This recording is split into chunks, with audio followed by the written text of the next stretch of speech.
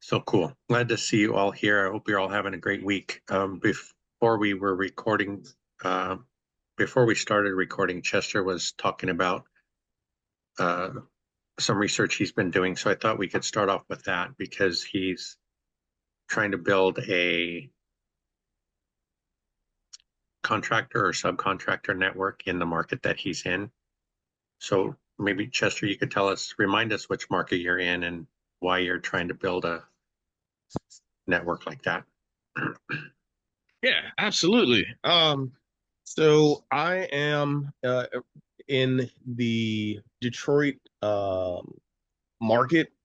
Couldn't think of a better word. So I'm in the Detroit market.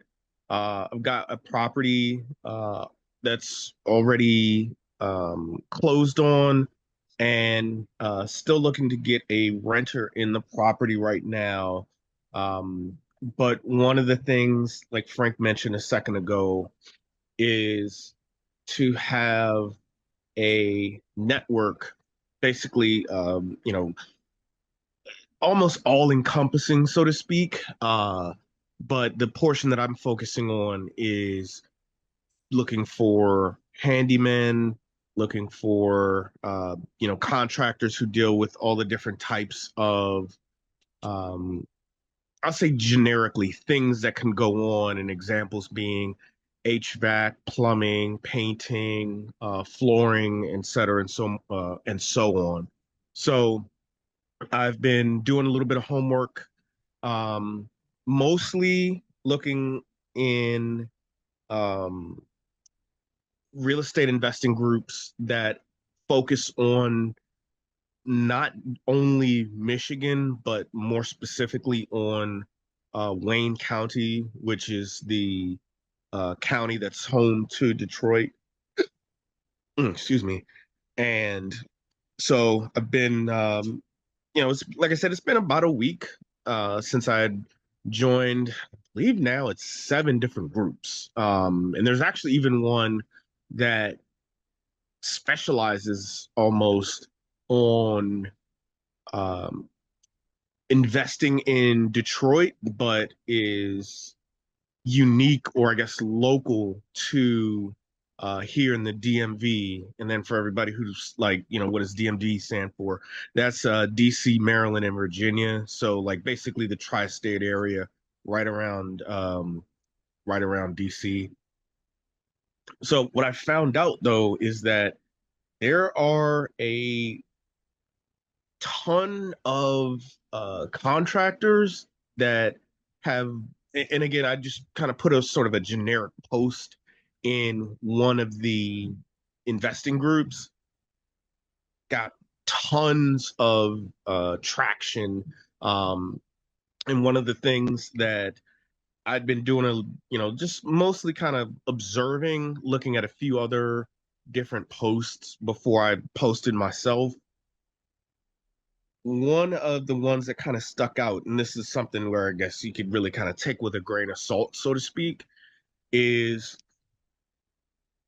there seem to be, not necessarily every single one, but there do seem to be some posts that are offering, basically the moon, and like, I don't want to call them scams, but it definitely raises those scammy alert type vibes.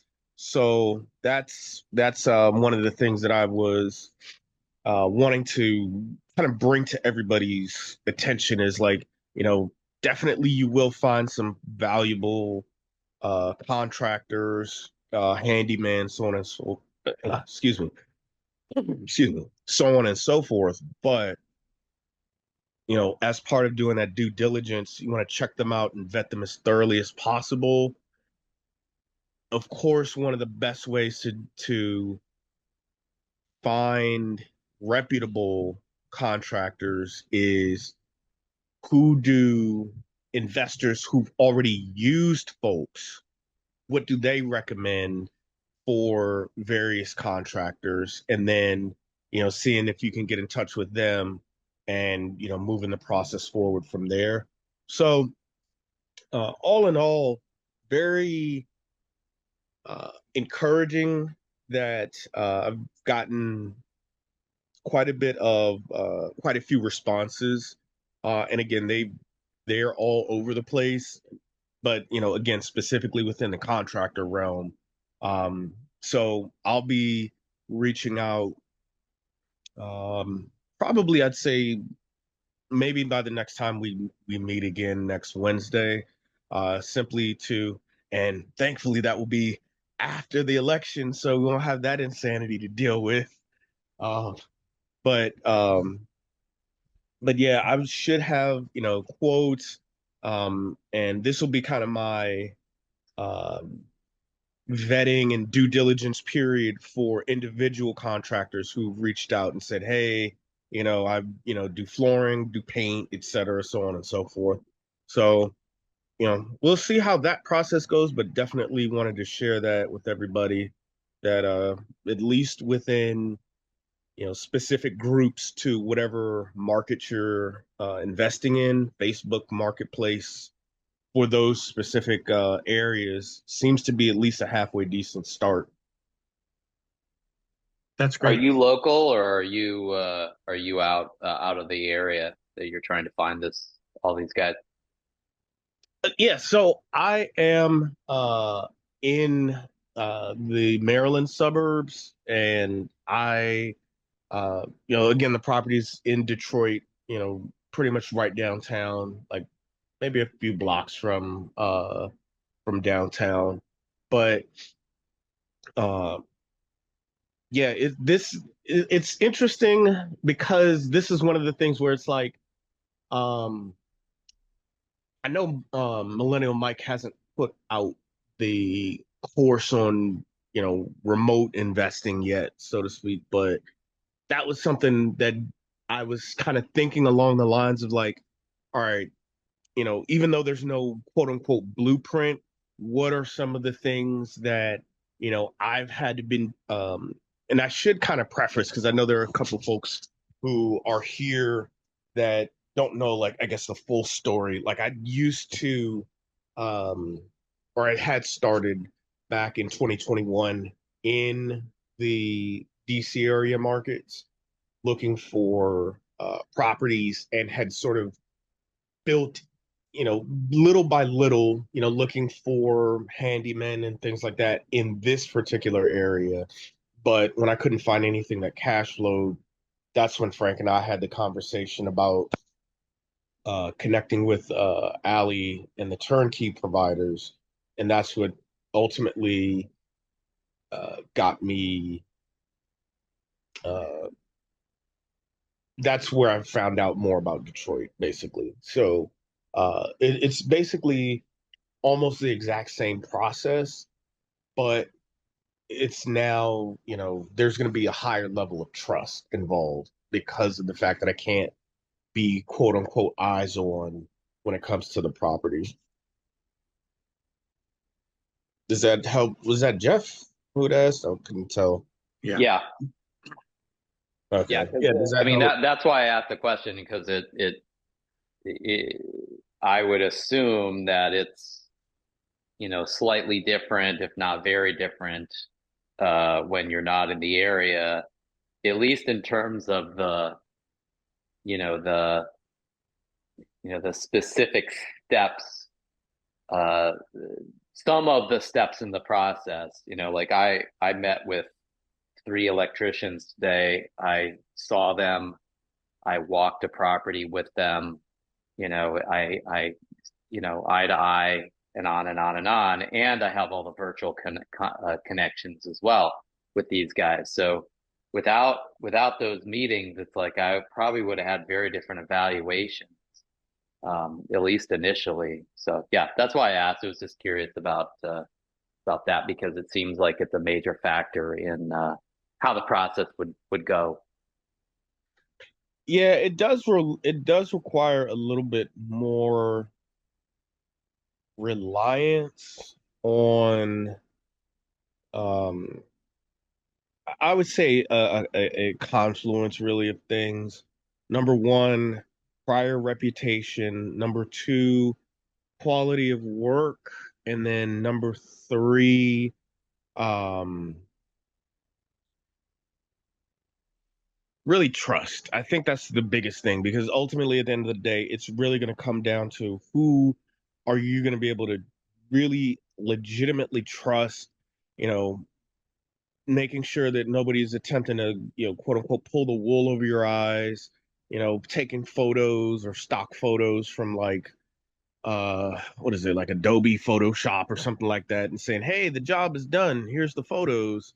And then, whatever you actually had the job or were wanting the job to be done for, they've never set foot in the property or things like that. So it's little things like that that will be more, that will require, I would say, a little bit more scrutiny. But it's nothing that it can't be overcome.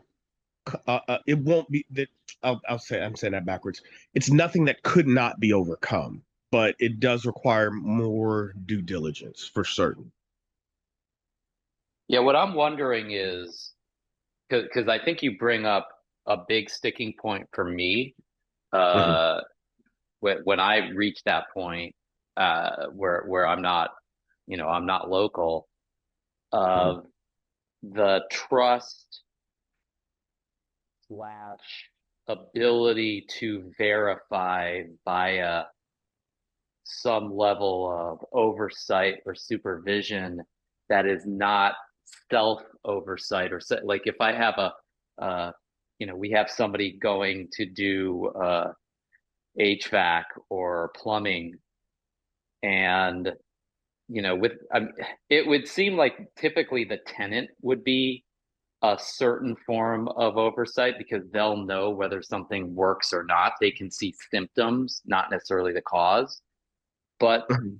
aside from them, it would seem like, the yeah, that trust is going to be absolutely critical because the foxes are guarding the hen house unless you have someone else that you really do know you trust to um to somehow verify uh, various things that maybe the tenant can't, or maybe there's no tenant in there at that point. So I think those are the maybe those are edge cases. So I might be overdoing the hand wringing on that, but that was my thought. Is like, okay, well, I send somebody over there. They say it's good, done, whatever. And then is it really good, done, or whatever? And then how do I really know? um, who's going to tell me anything other than what the contractor themselves is telling me, and they have a vested interest in telling me certain things in a certain way that may not be to my best interest. Yeah, um that's really, that's a the concern, of course, being if you do place your trust in a contractor and they burn you, of course, then the fallout being, how trusting would you be able to be of future contractors so that it doesn't happen again? But then at the same time, being able to be vulnerable enough to recognize and understand maybe it's simply that one contractor who's an outlier, meaning, not being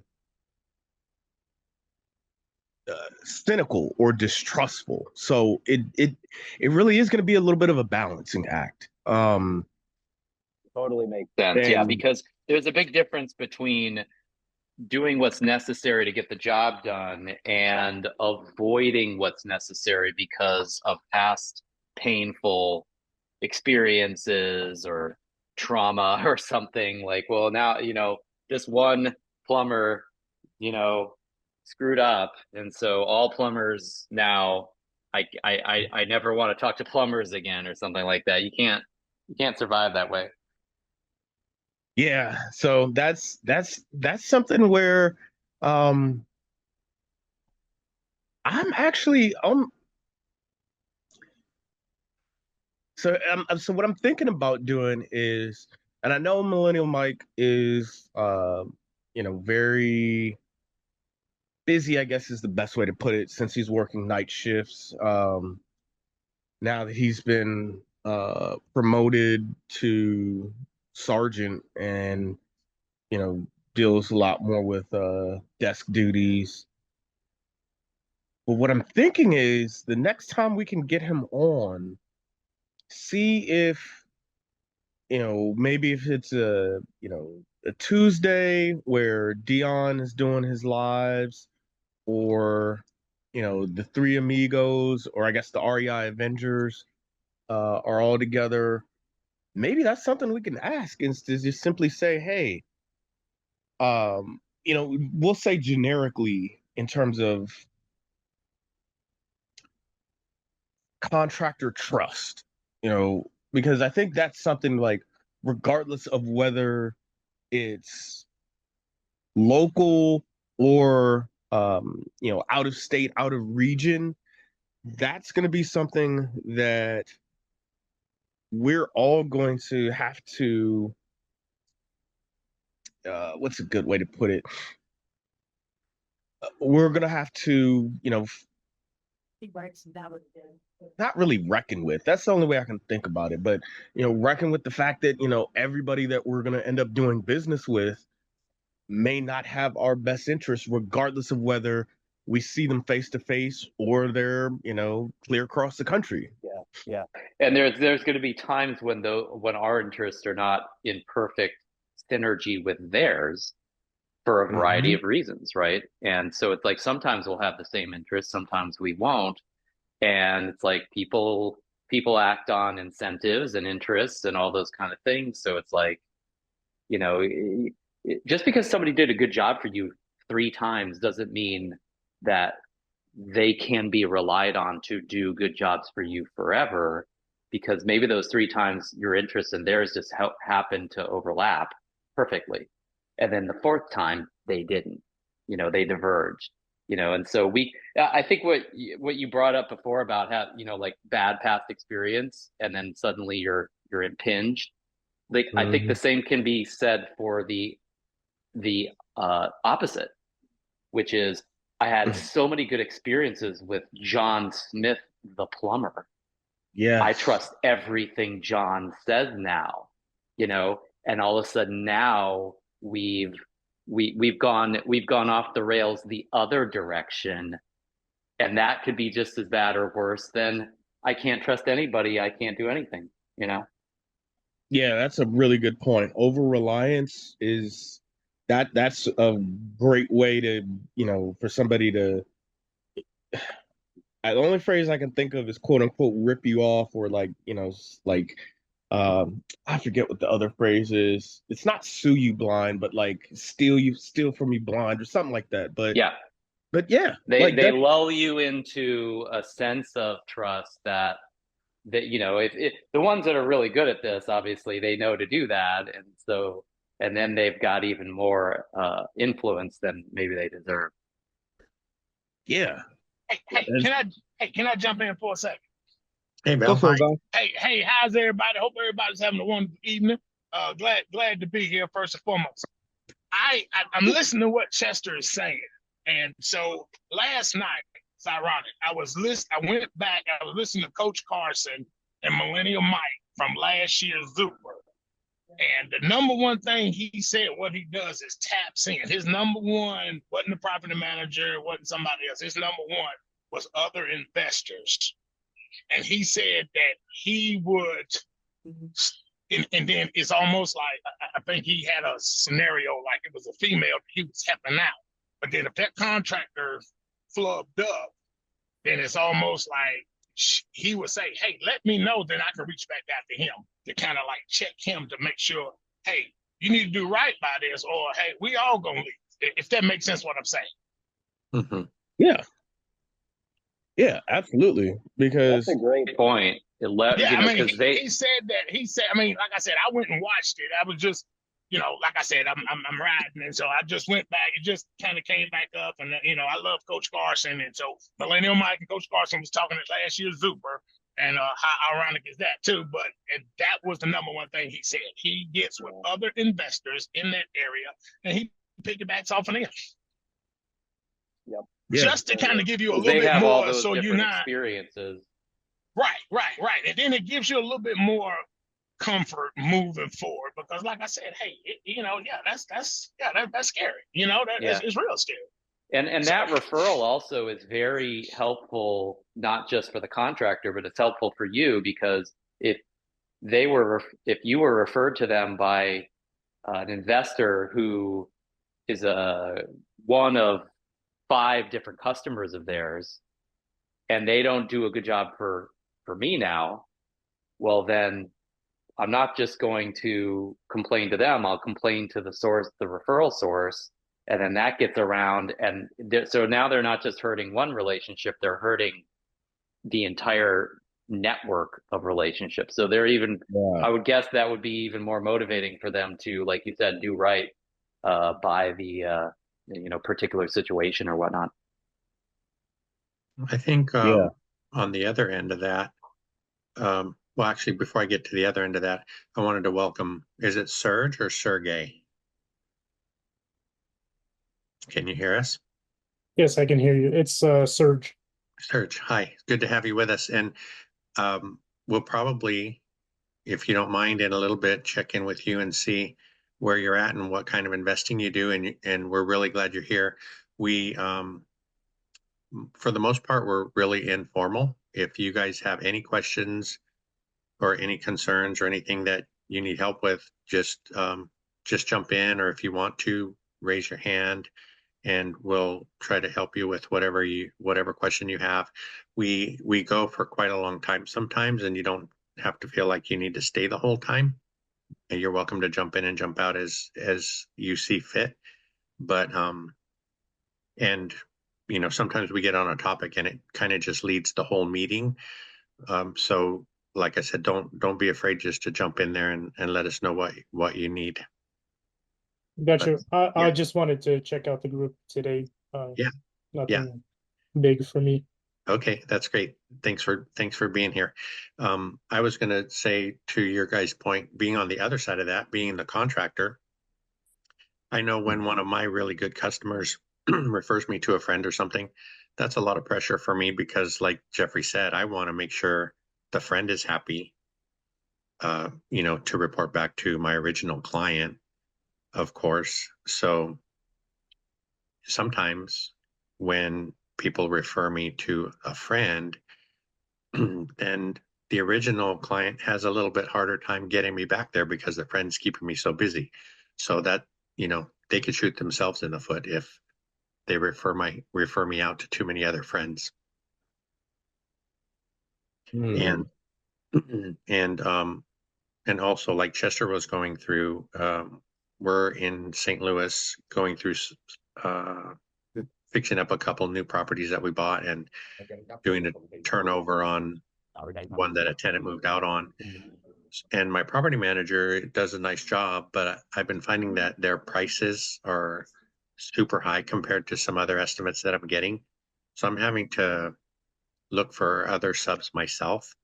And I think last week, if you guys were here, we were talking about mini splits, and the estimate that I got from the PM was $7,000. And I got a referral from our agent in the area, and her heating and air conditioning guy was $3,500. And then I needed to find an electrician because the heating guy doesn't do the electrical part of running a new circuit. So I reached out, found somebody on the Better Business Bureau website for St. Louis, and he was supposed to go by there today. So we'll find out what his estimate comes in at. But in speaking with him, he was familiar with the heating and air conditioning guy that was going to do the mini split. So that was nice to hear, because when I mentioned him to the heating guy, he knew of him. So that was, you talked about the confidence level and things like that of hiring somebody new. That helped a little bit. And I was going to say, Chester, sometimes, like, I'm going through that right now, but we'll have to take a chance and hire someone, right? And you included, have a property manager that, I wouldn't say they would scrutinize the work too closely, but they could at least let you know, you know, if it looked good and if it was up to their standards. Mm-hmm. And then also, like you guys mentioned, you find a good contractor and everything's good for, you know, months or years. But we've run across the contractors, sometimes they're just people too, and they'll go through stuff, right? We've heard of guys, you know, going through divorce and their heads just get all messed up and all of a sudden they're not reliable anymore, or heaven forbid they get into drugs or drinking or whatever that might be, but things change. So it could happen with anybody that you work with. We've seen it happen. Yeah, I have a really one of my favorite examples of contractors that start great and then turn sour or bad. You know, we will, you know, we look for really, really inexpensive contractors sometimes that, you know, will still do a good job. And so sometimes we'll find a really, really great deal and they'll come in and do great work. And then we get really excited. We're like, oh my God, this guy's cheap and good. And I mean, just this is amazing. And then we start using them for more and more things. We're like, okay, we want you to go to this property next and do these things. And we want you to go to this property next and do these things. And very quickly, I find with many of those kind of perfect, like cheap and good, is that cheap and good turns into expensive and bad within like 30 to 90 days. because what I and again I could be off base on this, but my judgment call is this is a contractor that doesn't, for whatever reason, they need some work. We give them some work, and so they're very, very motivated to do a great job.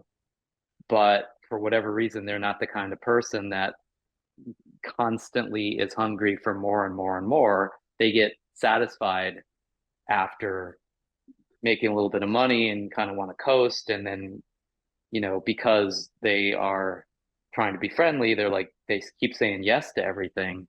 But then not too slowly, they start cranking up their prices in various ways. And not too slowly, they start ramping down the quality in various ways.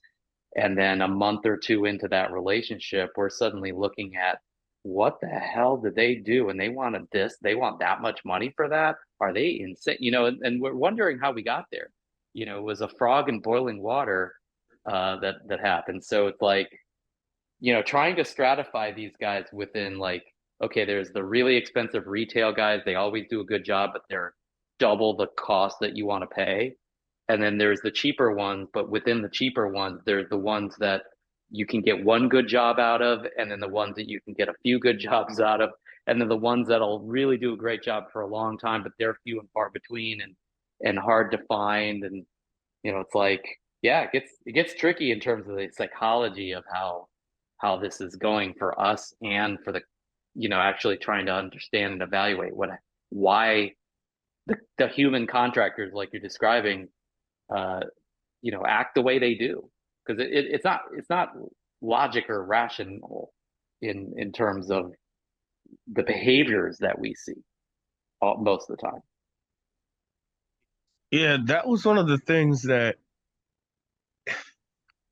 I guess the best way to describe it, it's almost in a similar sense, I'd say, to what the approach or process, if you will, that Dion is, you know, of course, kind of spreading or broadcasting to everybody about, hey, it's a good idea to get quotes from 3 contractors, but I'm thinking maybe in a little bit of a, you know, quote unquote, keep them honest type of deal, maybe do 2, maybe 3 jobs, something, you know, where it's not like, hey, you know, I've got, you know, 9, 10 jobs lined up for you or something like that. Because at that point, kind of, I think, back to your point, Jeff, about the over reliance on any one person, where, again, sort of that flip side of, just being distrustful of everybody. And I think maybe the way to go about keeping them honest is to try, get a few jobs so they know, hey, yeah, definitely do want to work with you on a regular basis.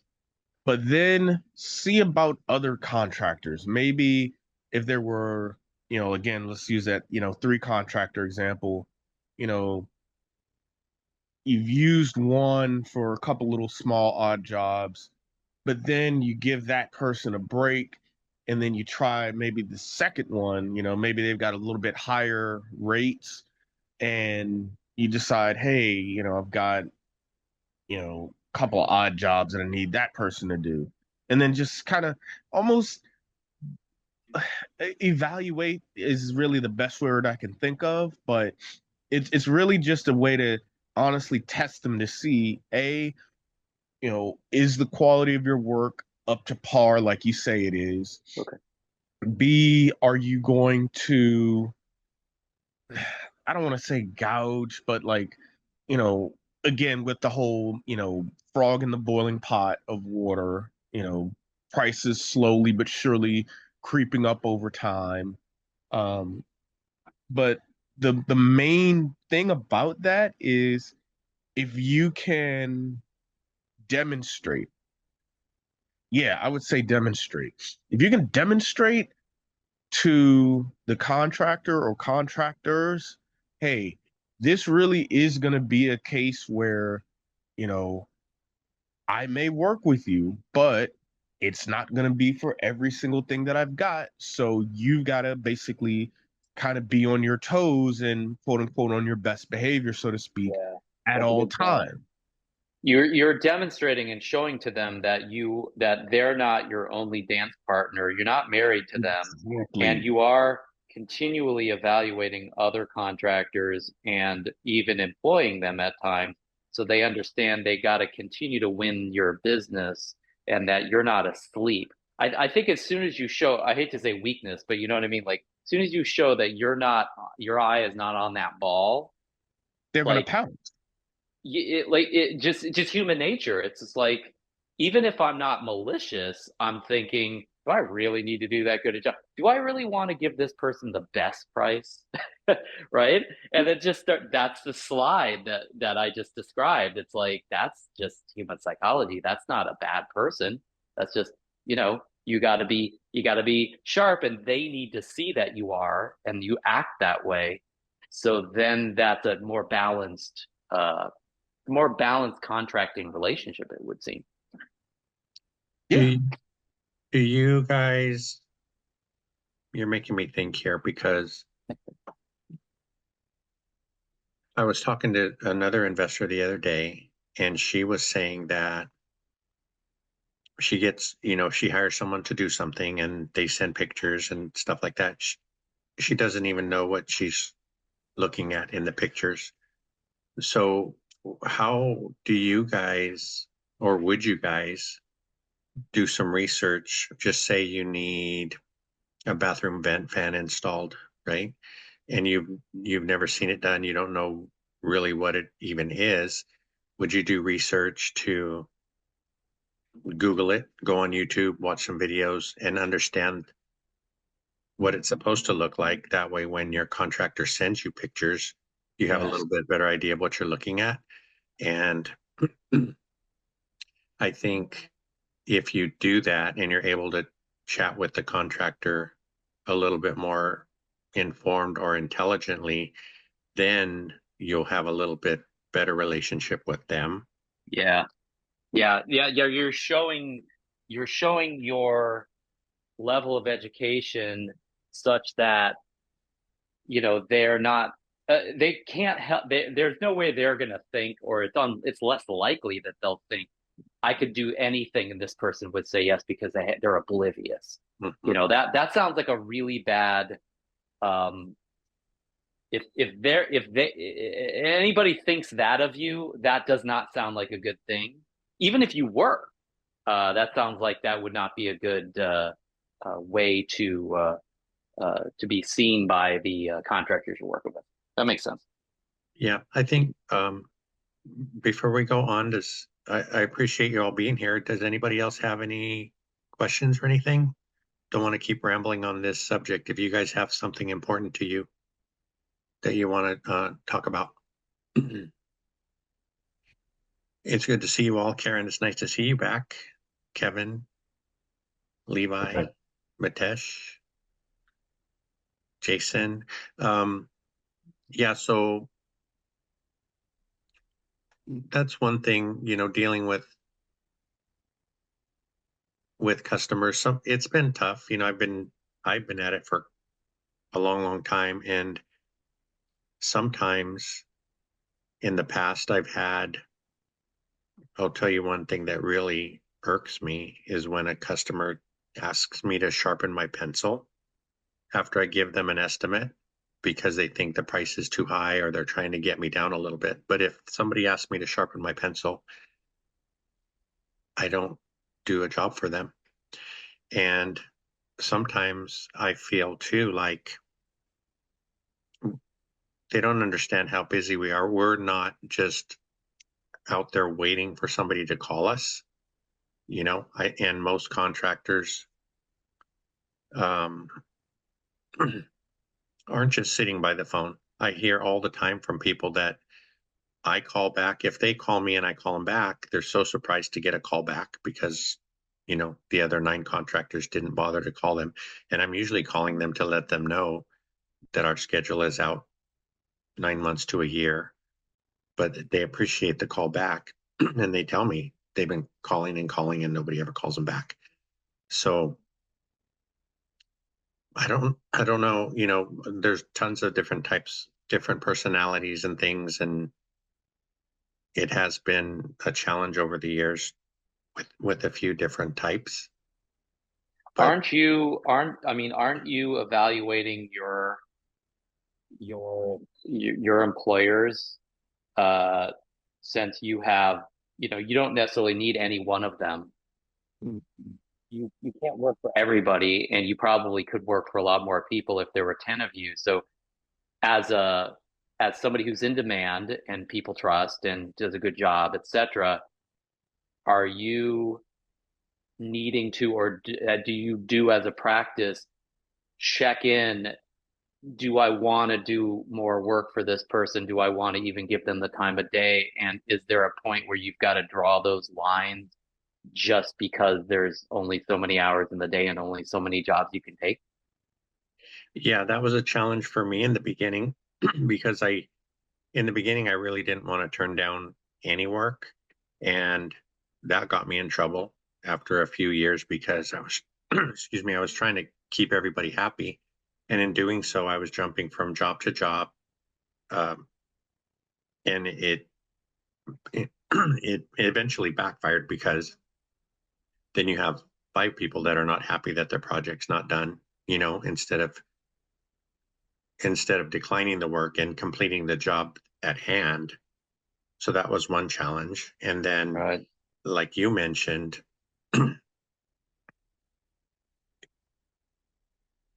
I didn't have, I don't know, I guess you call them your spidey senses. Mine weren't very good in the beginning, but now, or I wouldn't pay attention to it, right? My wife used to have to remind me when I was telling her about it, somebody that called for a job, and I would say something and she's like, well, why are you still thinking about taking the job if this person was like that? And so over the years, I had to start listening to myself, and it's worked out to where, I can avoid bad situations better. Over the years, thankfully, I've only had 2 customers that were a real big problem. And that was very early in our career, probably in the first 3 years. But, and I tell people, I have people tell me all the time, I wish there were more of you because they do appreciate the work we do, how clean we keep the job sites and the finished product. So, but Well, I think that angle is maybe an important angle for us as investors to think about, which is there's good and bad contractors. We want the good ones, but there's also good and bad investors or employers.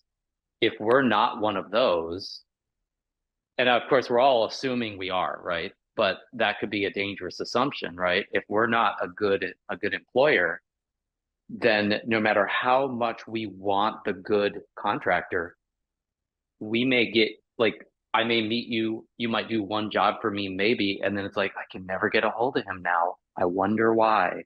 Hmm. And then it's like it's not your job to explain to me what's wrong with me, right? And it's like this is the real world. Nobody's babysitting us.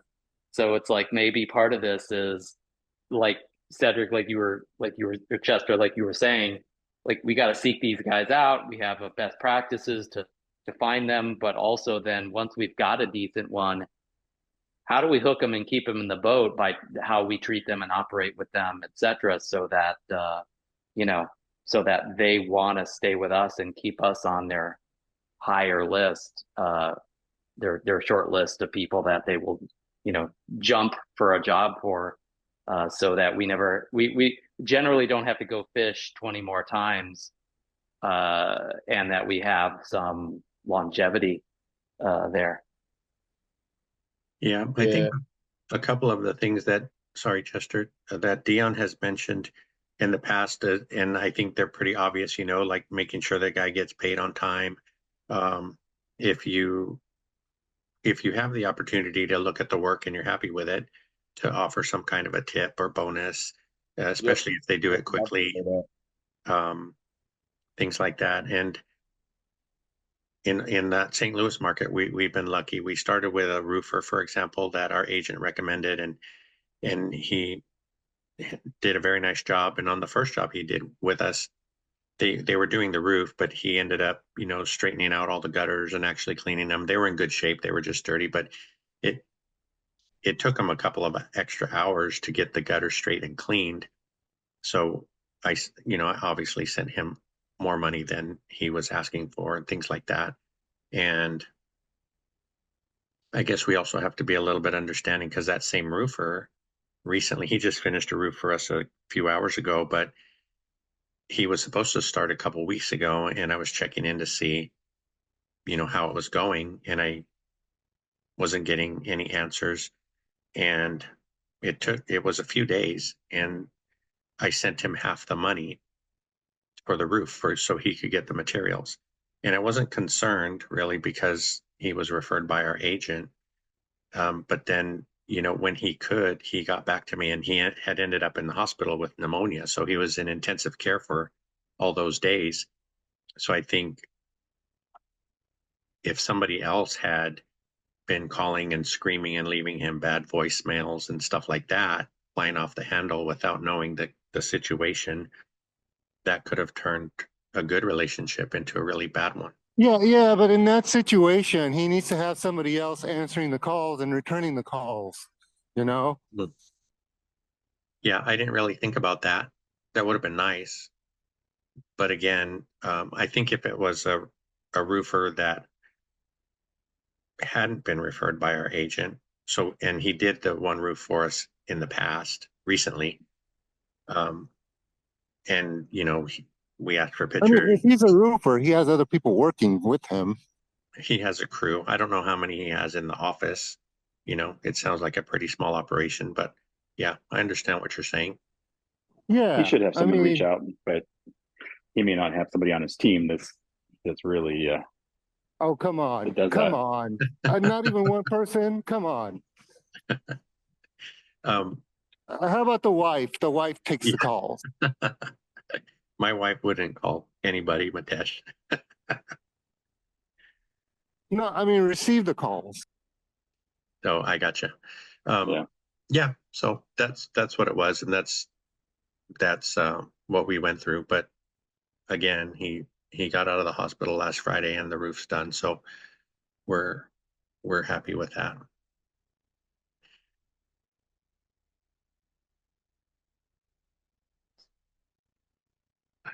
What else are you guys thinking? So do you do any background checks on the people that you hire, any contractors that you hire? What is the process for that? Background checks, like I was saying earlier, I think you weren't here yet, but for the electrician that is going to check out our property today or tomorrow, I found him on the Better Business Bureau website, and he is accredited with the Better Business Bureau in St. Louis, licensed, bonded, and insured. What would you think? How much deeper would you go?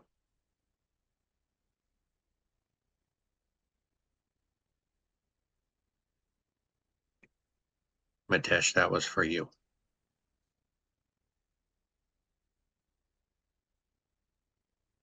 Sorry, I was walking. I don't know, credit check, see if there's a bankruptcy in the background, see how much he owes.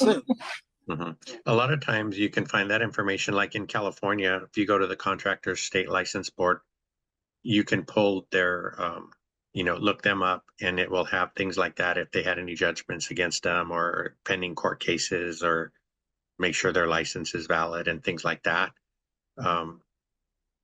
So here in California, we're with the Better Business Bureau and obviously with the license board. So we haven't really gotten too many people calling us for jobs through those websites, but it's nice that we can let prospective customers know that we are affiliated with those two organizations, and they can check our license and insurance that way. And we can also provide documentation from our insurance company, auto liability insurance coverage and things like that, pretty easily via email.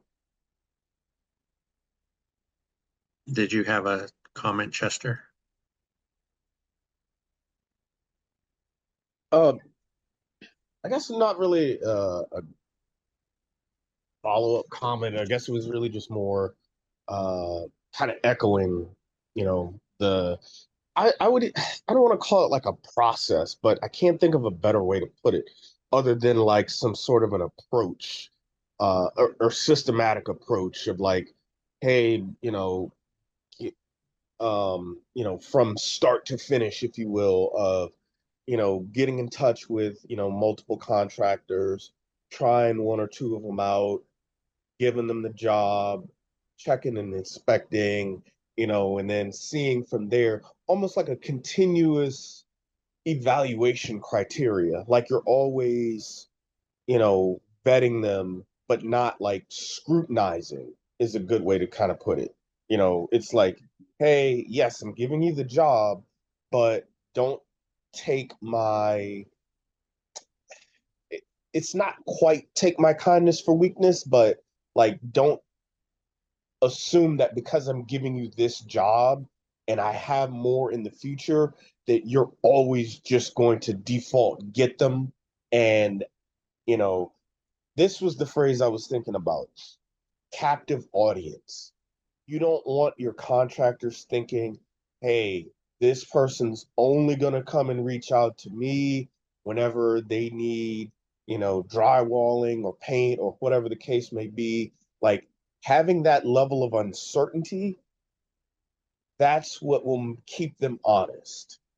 So that way they know, all right, when that phone rings and I see, oh, hey, it's Frank on the other line, I got to come with my A game. So it really is basically an approach, like a systematic approach, or if you want to call it a process. I think that's something that now that I think about that, that's something I want to ask Dion, because he's given us little bits and pieces, and I'm like, there may be more to this, not like a whole live stream or whatever worth, but there may be a little bit more to it where we can just kind of like, tweak it and like kind of make it a process of our own. You know what I mean? Mm-hmm. Yeah, I think. So Go ahead. I had some masonry work on one of my properties that I needed done, and so one of the things that I find really helpful is just to leverage social media. So no matter wherever your property is at, whether you live there or not. So like in my area, we're part of a, you know, say a neighborhood group. It doesn't even have to be an investor group or anything. It's just like it's the, you know, whatever, North Detroit Facebook page or whatever, right? And you get on there and there's people going to be talking about all kinds of stuff. It's like, hey, come to the whatever, you know, things that are going on in the community and that. But then people will also get on there and be like, you know, they'll ask, hey, who's a good contractor? Have you guys used anybody to do a deck recently? Or I need a door hung. Anybody know somebody trustworthy in that? And gosh, people on social media, well, they're always willing to tell you. And that's how I found a recent guy. We're like, hey, I need some masonry work done. And, you know, it's a big group. And a bunch of people are like, oh yeah, this guy, he lives right up here in our area.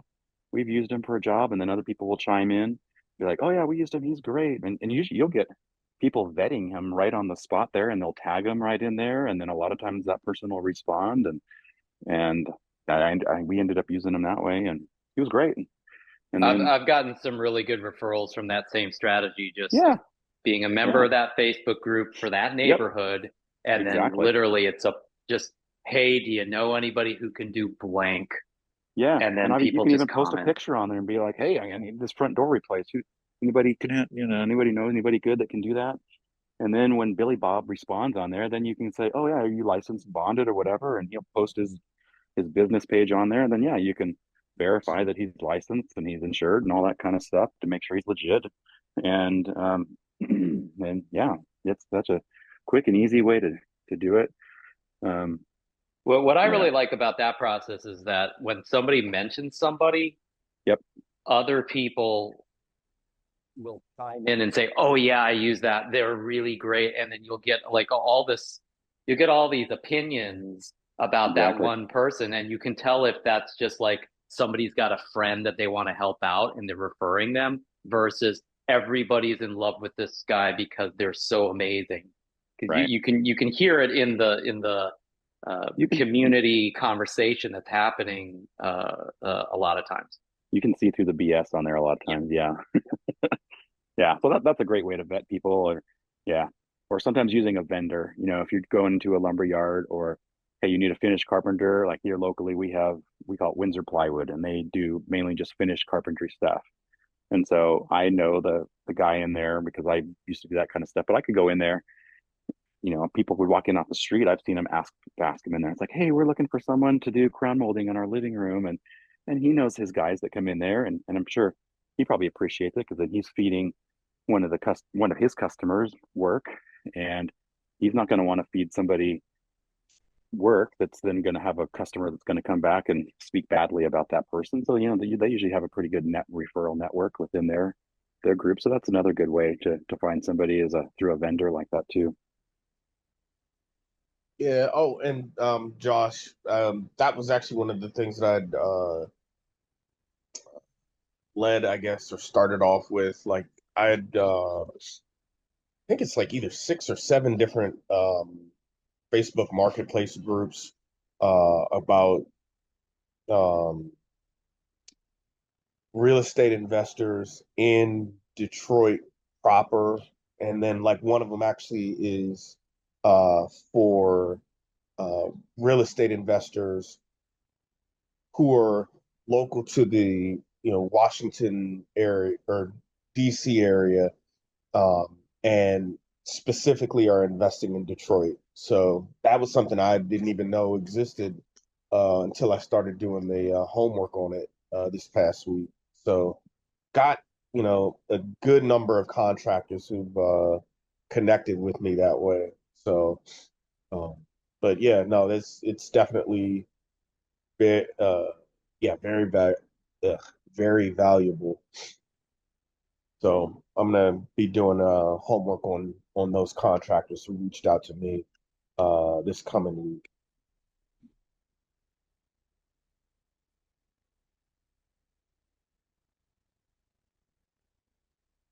Yeah, if I was you, Chester, I'd just look at like what area.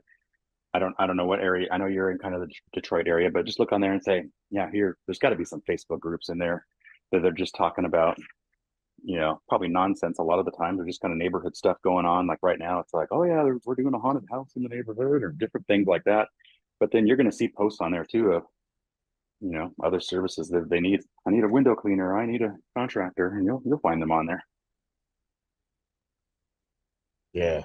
So yeah, definitely has been you know, very valuable advice. You know, because this was, I think, last week when I think Frank and somebody else had mentioned, you know, looking around at different places like different investor groups. So that's kind of what started this, you know, sort of down this rabbit hole, so to speak.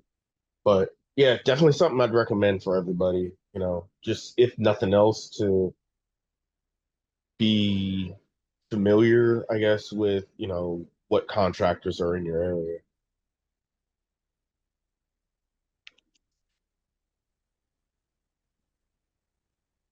Hey guys, I got an update and a question. If if it's okay to pivot here. Yes. Yeah, I think we beat it. I think we beat this horse all the way into glue. It's been a like exactly right at the top of the hour. So we've been going at it for an hour. What you got, man? It's dead.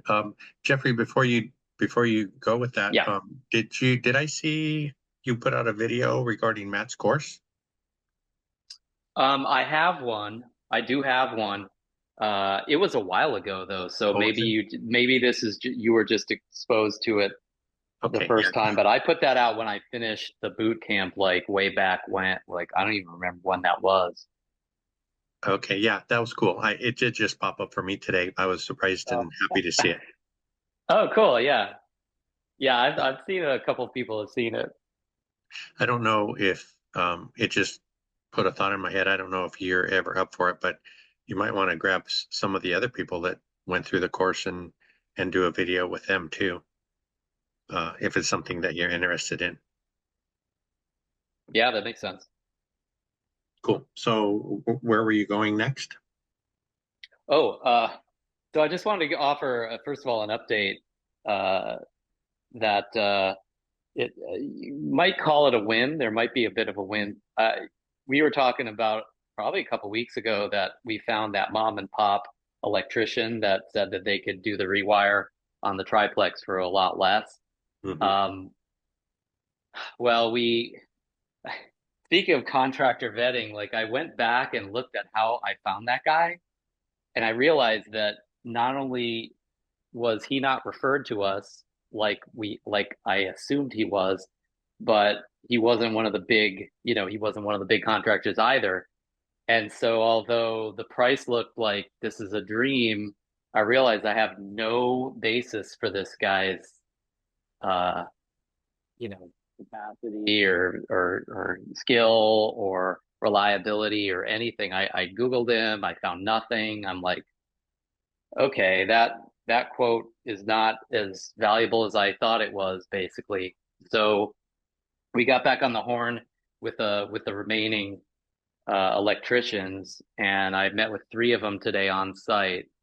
And one of the guys that he actually did our panels when we originally renovated. He came on and he said that the bottom floor didn't have, as far as he could tell, it didn't have any knob and tube. And the only knob and tube was in the top two unit, the upper floors. And he said it'd take a couple days and probably be $6,000-7,000. So that's a big difference between the original quote of not to exceed. I think it was like 24, something like that. So I'm feeling a lot better. Well, I'm feeling more relieved now than probably since that I got that first quote that was maybe a little pie in the sky considering who that other contractor was, which we don't even really know. Yeah, no, that sounds like great news. Yeah, so we're feeling the relief of that, considering it's tens of thousands of dollars that we likely saved on that job. Not to mention just putting our tenants out and losing power and dust and all the other stuff. Because those top floor units, they've got an attic, and so they don't have to do as much drywall crap as they would with the bottom floor, evidently, according to some of the guys we met. But having that now with I think it's like 5 or 6 electricians, really drove home like the advice of getting 3 quotes. It's not just the quotes and the competition, it's learning.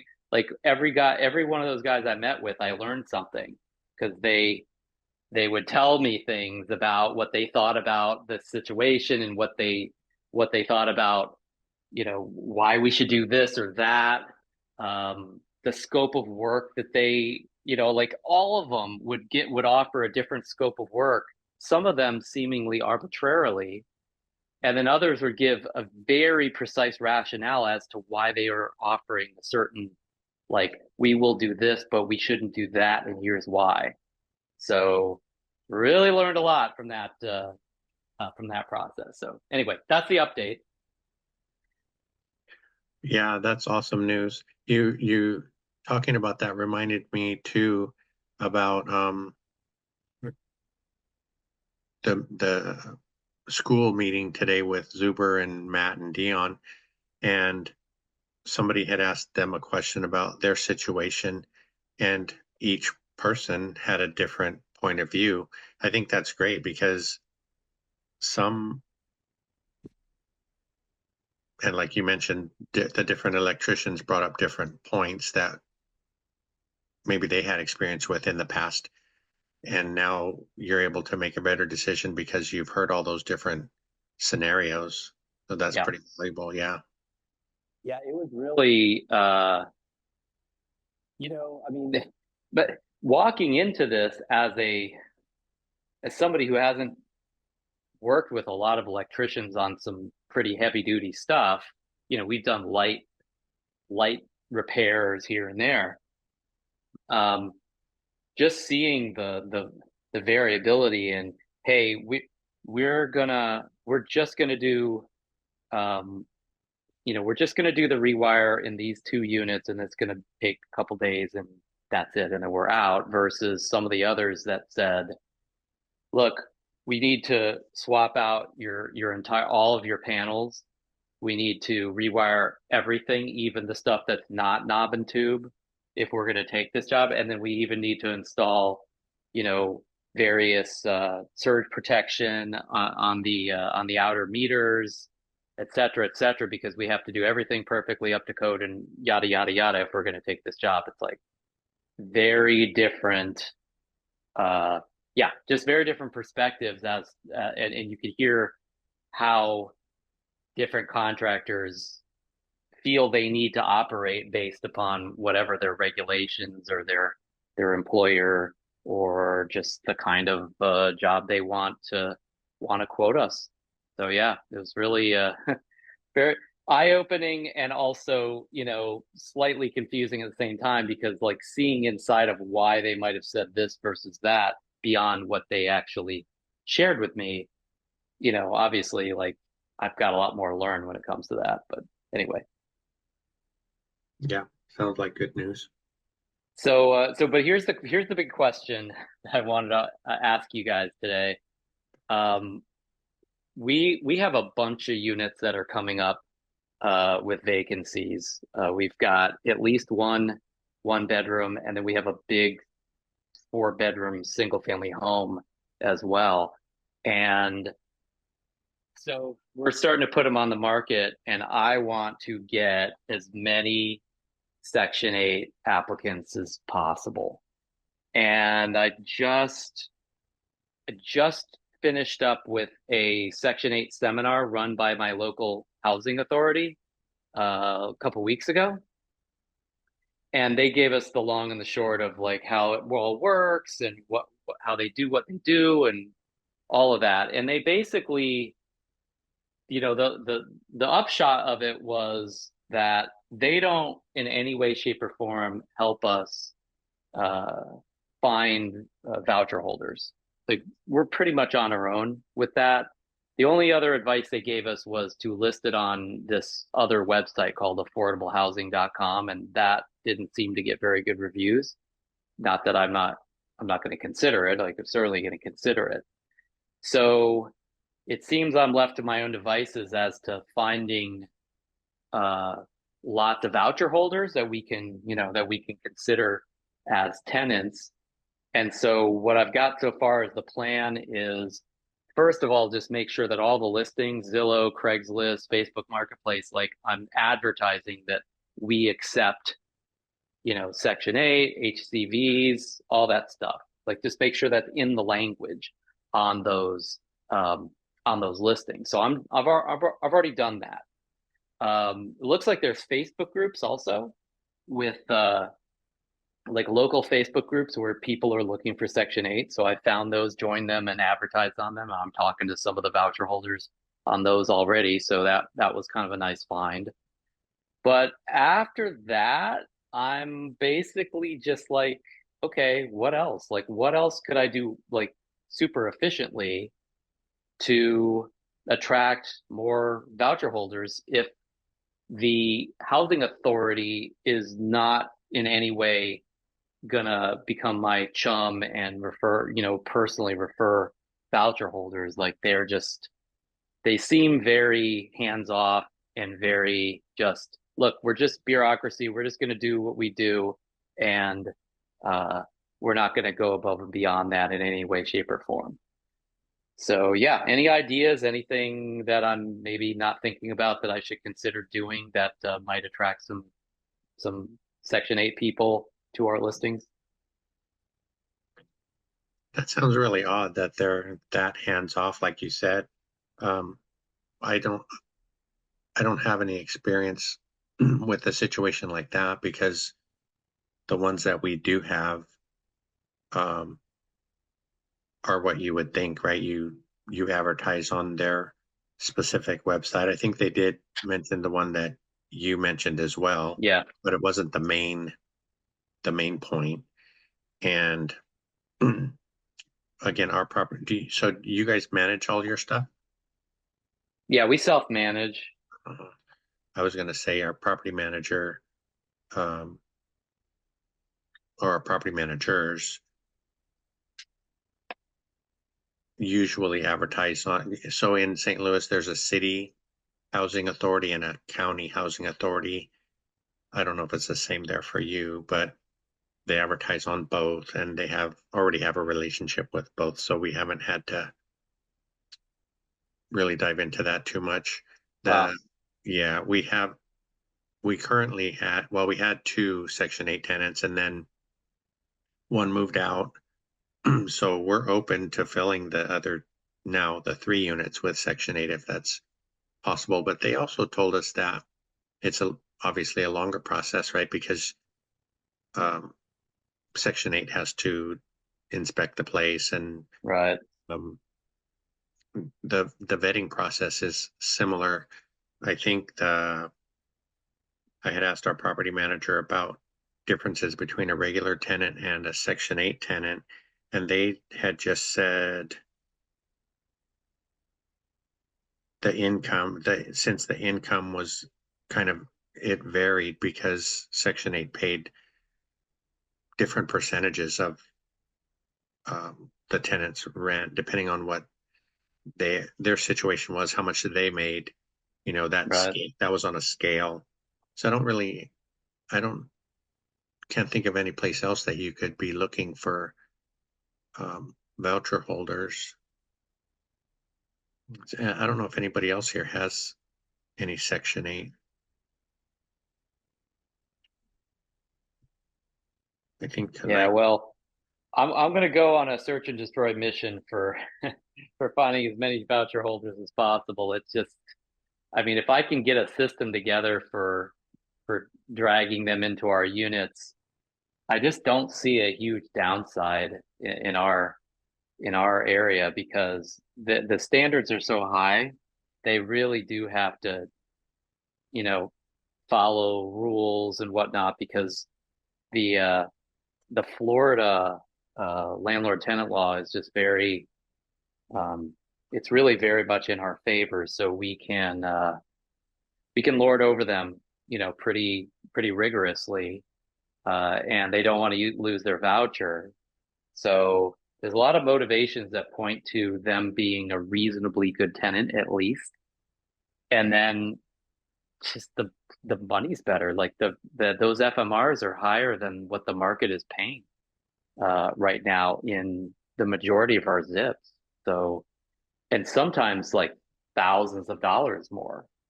So I'm trying to see any downside or any reason not to be aggressive with it at this point, other than just having a limited amount of time to try to find these guys. So anyway, I'm gonna tear into it and see what I can dredge up. But yeah, our housing authority, there's basically just one, and they cover multiple counties. And yeah, they just seemed very like, hey, you want to get voucher holders, advertise on this website. And then a bunch of people were complaining about how they didn't get anybody from the website.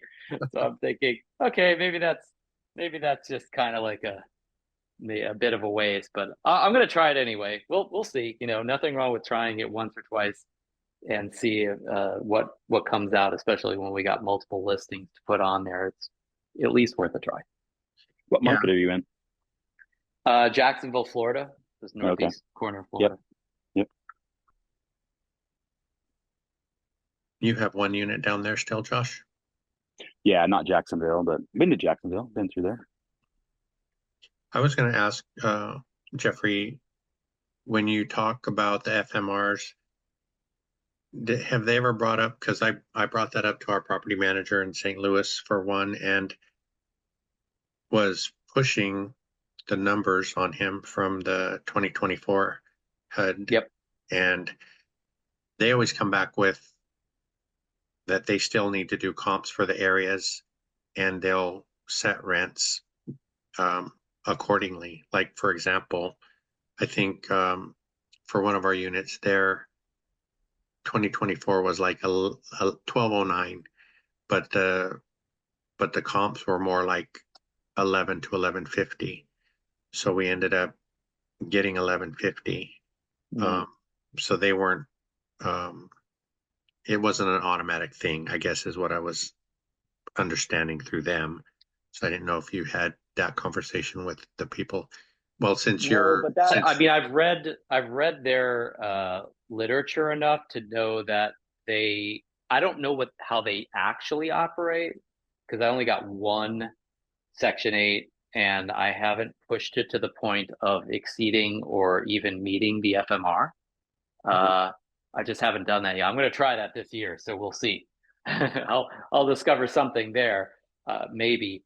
But the literature seems to indicate that it does give them the flexibility to make those decisions. So it's very possible that I am pie in the sky about this. That just because I'm seeing I would assume that even if the FMR isn't going to be what they match, that if it's far exceeds what the market pays, that there still might be some gravy there, just because of the sheer how far off it really is.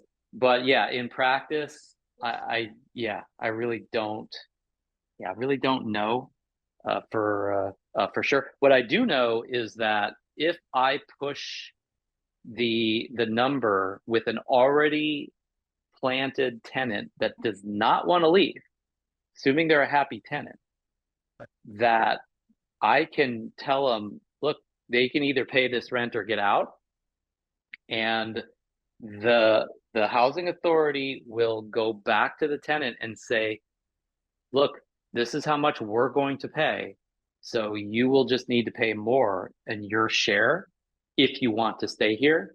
So de facto, I'm raising the rent on both the housing authority and the tenant, because the tenant's share has to get larger.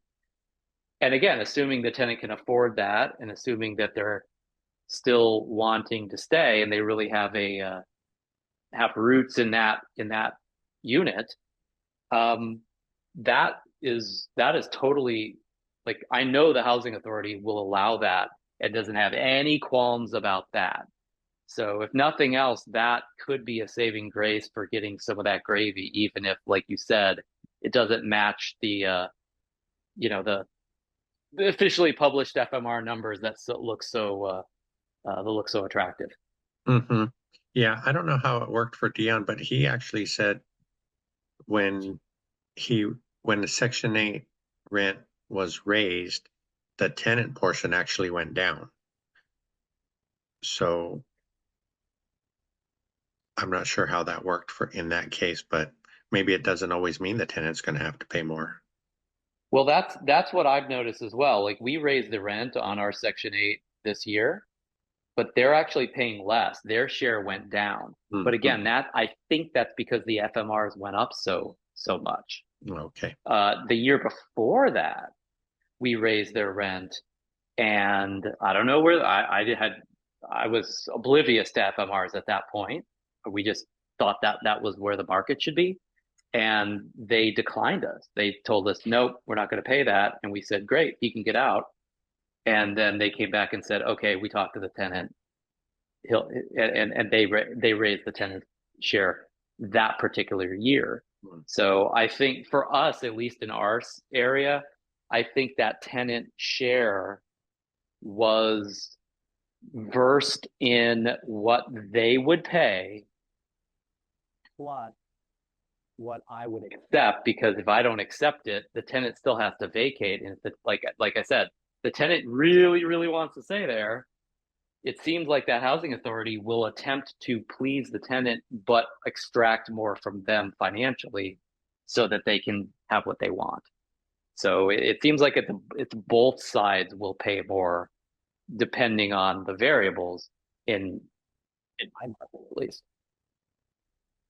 Yeah, it's not easy to figure out at all. And I know state to state and county to county, like Matt says, because I think there's one or two places he won't work with Section 8, but the other one he really likes. So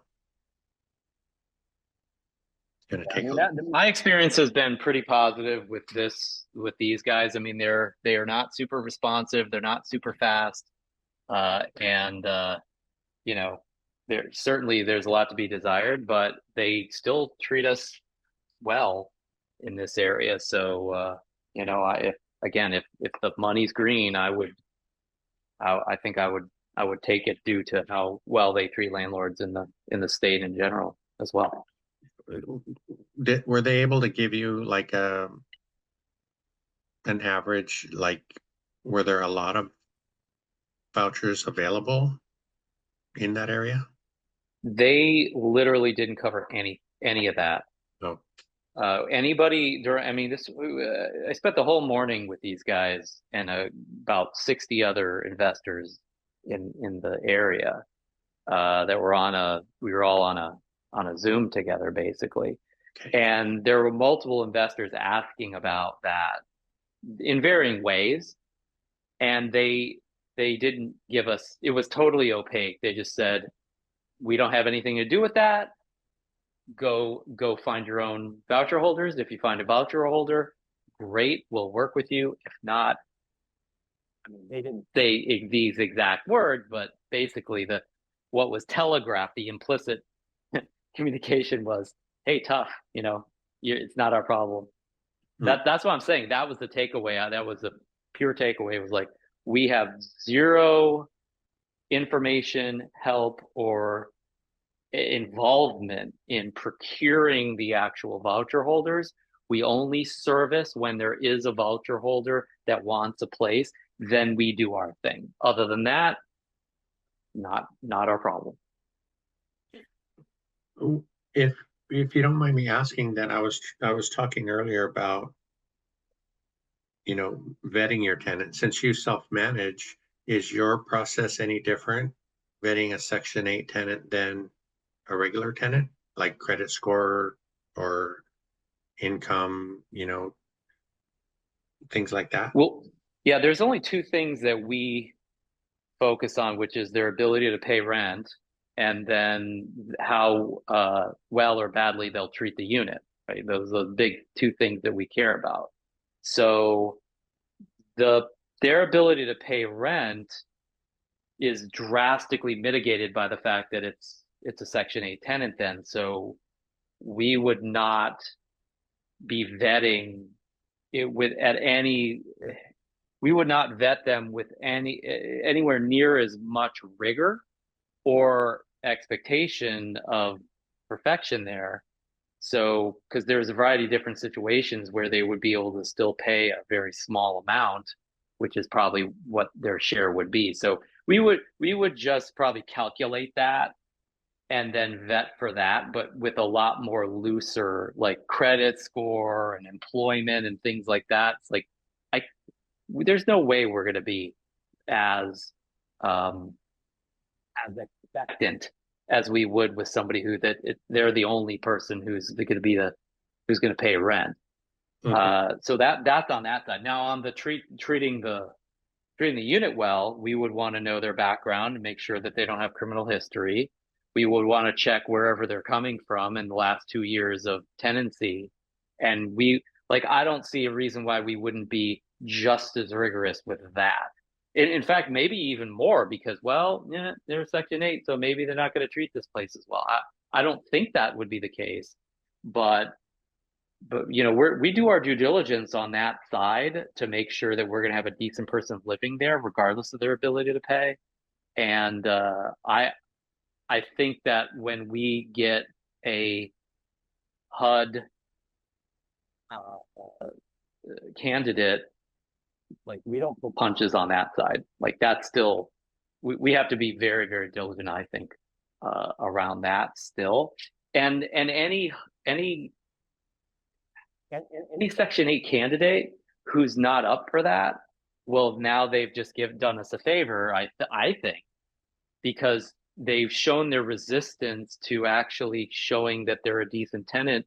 Why would somebody resist that? Because they're not a decent tenant. You know, so to me, it's a perfect testing ground. It's like, look, we're going to check your last 2 years of tenancy with whatever landlords you were with. And until we know that, like, we can't let you in. And we're going to check your background. You've got to make an application on Zillow. I mean, they got to do all the basics that everybody else does. It's just on the financial side, there's obviously so much less a burden on them that I think we just be way more lenient when it comes to that part. Gotcha.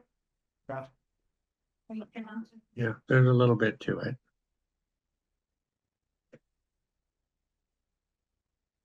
Good evening, Jared. It's good to see you. Oh, hey, man. We just got back from the trick-or-treating thing with the kids at the high school for the little kids indoors. It's raining. So it's fun. what did I hear about an earthquake off the Oregon coast? Really? Yeah. When? Today? Unless it was fake. It said a 6.0 and they were not expecting a tsunami. No, it's probably fake. I didn't feel anything. 6.0, I'd have felt that. I imagine so. Or at least, I don't know. I haven't heard it, but I don't think so. Huh. Well, that's good news. Yeah. So I was just going to check in with everybody again and see if anybody has any other stuff to talk about. What's been going on with you this week? Oh, me? Uh-huh. Oh, man, we had a, for those who don't know me, I'm Jared. I do the Sunday accountability groups at 12:30, but we had our best month ever. Nice. I mean, by far, like a $2,000. We normally come in around 16.5 gross, and then the last 3 months we were down. I do rent by room in Arizona. We have 3 houses, 24 units, and we went. I had to kick a guy out. He was causing havoc. So that's the problem, is you get one bad apple, spoils a whole bunch. We were down to 3 rooms, and then that sucked. But you know, the other 2 houses basically carried the whole portfolio. We're still profitable overall, but that house was negative 100 for the month. That, you know, because we're usually, that house is between 1,100 and 1,500 net a month, and then the other 2 are about 2K net a month. And so having a negative on that sucked. And so, but it taught me a lot, and I don't regret it, because I learned, it added something to my screening process. and at least the sixth sense that I didn't listen to, he was telling me, well, I'll just say John Smith instead of his real name. You're not going to get any problems out of John Smith, and I knew it. I knew better, but the stuff he was saying, and I'm a dumbass. So anyway, I accepted him in, and almost immediately I lost, I think, 2 members within the first 2 weeks. And then I thought something was up, but I couldn't get out of him what was going on. The third one, she kind of half-assed told me what was going on. And then I got 2 other people that came in, and one left almost immediately, and I couldn't figure out. But at the very last one, I made it my mission to find out what in the hell's going on. And she told me flat out, this guy Albert smoking in the house, talking, slamming the doors at 4 a.m, all this stuff. So I had to ask him to leave. He did. So then we were down quite a bit, had to rebuild. And then anyway, last 3 months have been rebuilding. We drop. And boy, howdy, did we rebuild, because we shot up to 19.6 and the month's not even over. We're almost at 20 grand gross this month. And so Great. pretty happy, because our highest month before this was, I think, 17.9. And so right now we're at 19.6 or 19.7 or something like that. So yeah, Very good. pretty cool. So when you had that one bad apple, people left just because of that? Yeah. That's how that, okay. Yeah. That Because makes I'm sense. taking single family homes and basically turning it into bedrooms of the apartment, right? The bedrooms are in the new apartment in this situation, but it's done up nice. We do granite countertops, quartz countertops, and some, cleaning services and all that. And it works as long as everybody's cleans up after themselves, which at least to a certain degree. And we have a cleaning lady that comes through every other week. And it does work. And I've got 2 that are working really well. But the first one I bought, it's the area. So I tried to hit, I was originally looking at C- C areas, and that wasn't going to work. So I bumped it up to like C+, B-. And the Glendale house is a C+, and the other 2 are B-, I'd say. Just basically, well, the other 2 are next to golf courses it's in Arizona. So it's near Taiwan Semiconductor. And so I've got now 4 members in those 2 houses that are Taiwan Semiconductor. So that's good, because they pay well. It's right there on the I-17. It's pretty close. Good proximity to a big outfit, right? And so those are doing great. But the one in Glendale, it's the audience. It's the target audience in that area. Most people that live in these, are lower income brackets, but some don't have cars. So it has to be near public transportation, or at least close enough to a lot of businesses to make it worth their while. As far as this is a lower cost of living. We charge about $200 a week, so just figure $800 a month per room. And it works really well as long as people are considerate and adults, and they clean up after themselves and all that. But sometimes you get these 45-year-old teenagers, and it doesn't work. So Hey, Jared, you got me thinking now that you said you'd ask them to leave. So they're members, so you don't have to evict them, correct? well, that is true as of now.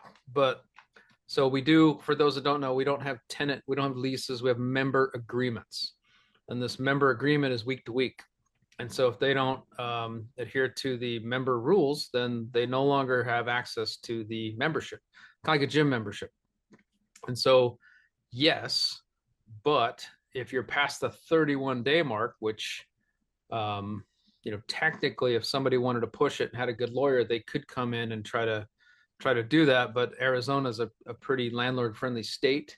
And so that's actually happened twice. And it got, as far as I know, just from networking with other hosts, and they followed the normal eviction process. And it was pretty quick, like 30 days. So I've been lucky, because I've had to ask, 3 or 4 people to leave. Well, 3 people to leave. And then I've changed my upfront screening process. I think I came in when somebody was talking about something like this. We do the company, the pad split that I'm using does the background check and all that. And I do my own little checks, but my screening process, or when I go over the rules, I've saved myself a lot of headache by doing that, instead of just going on what pad split says and their screening process. My screening process is the same thing. It's just I'm verbally doing it instead of somebody saying, hey, read this, sign it. Okay, you're done. Right. And so they barely, I mean, if they read it, they're not paying attention or don't care or just figure, oh, I'll get by. And so what I do is I just go over the rules, and I'd say 15% of the people either A, didn't know it because we don't allow guests, you know, it is what it is. And then people have a problem with that. It's like, hey, well then guess what? This isn't for you. You know, this is the layout, this is the membership. And you know, and I eliminate, you know, if you're gonna fail fast. I like that. You know, I'm an Intel employee, and Andy Grove, you know, Paranoid Survive, or if you're gonna fail fast, his famous comments. So I like that. You know, that way it saves me the headache, saves them the headache, and move on to the next person. So Do you actually meet with each person to go over that? if I'm down there, I will, but normally I'm not down there. I just usually have a phone call. I've done one Zoom because someone wanted to meet for whatever reason. I don't do that anymore, but yeah. And then I make sure they know. It's kind of like the Airbnb where, because when I first started off, I tried to put it in the text, and it didn't really, people don't read. That's the bottom line. People don't read jack. So that upfront screening is perfect because I basically go over what I wrote, you know, read it to them. And then they understand that, hey, there's not going to be somebody there that's going to show them the property. I am going to, next time I go down, I'm going to film and do a video and then put that for them to see. So at least there's some visuals there, because I've had some people that they show up and for whatever reason, I really don't know what's going on with the younger generation. No offense to somebody's younger here, but like the mid-20s people, somewhere in there, they're so digitized that they can't fathom walking up to a physical door and typing in the numbers. And so it's a digital keypad. And so they, for whatever reason, they think it's on their phone. And I've had this like 2 or 3 times, and I'm like, so now I send a picture of the freaking keypad, and the instructions like, no, this is the keypad on the door that you touch, right? So anyway, we're learning as we go here, Frank, you know. Yeah, really interesting. Like you said, I mean, they think everything works on Wi-Fi and Bluetooth. Yeah. Well, I think who was it? Matt the Lumberjack said it best. So for me, my goal was the maximum amount of cash flow that I could squeeze out of a property that I thought was manageable. And this fit the bill. So it's the bullshit to income ratio. Oh wait, am I allowed to say that? Right? Oh, anyway, sorry, we could add a BS to income ratio. And so it is some BS, you know, like it's not passive. Like, well, I mean, it's not like a long-term rental, right? We hopefully don't hear from somebody like this week's been a freaking nightmare. We had to replace a washer. And when we replaced the washer, we found out that the faucet behind it was leaking. Okay, replaced the faucet, got in there, the whole wall soaked. Jesus, so now we'd tear that out. And then my cleaning lady in the same house, she's cleaning the room that a guy just left, and he broke a window. This is in Arizona, so the AC is flying out the window. And it's probably going to be $1,000. These windows are huge, right? They're these, I don't know, they're probably 12 by 14 or whatever. You know better than I do, Frank, but they're big ass bay windows. And I'm like, oh, that's going to be cheap. So, but it's a good thing I had a record month, because it's going to be some of that's going to be used for, you know, we have reserves and everything, but I just typically like to take it out of cash flow because I've got the W-2, so I'm not worried about, you know, the cash flow there. So. Hey, are these furnished, or Yeah. Okay, furnished. that's what I thought. Yeah, we did a pilot, and we furnished them with Amazon beds and Amazon mattresses, and I slept in it for a month and didn't have a problem. My wife, this is before we were working on the house, you know, cleaning up things, you know, decorating, painting, cleaning appliances and stuff. So we're down there for a while, and I bought Amazon beds and I bought these Amazon mattresses, and they're 8-inch pillow with a pillow top. And I'm a big guy, and I slept on it just fine. My wife gets down there and she's like, no effing way you're doing this. I'm like, what? So she's like, no, we're buying. I'm like, all right. So we ended up finding some of the other hosts, the networking piece. I talked to some other co-hosts or some pad split co-living hosts. And there's a local vendor there that I don't know what they do, but they're new. They rebuild or build these beds.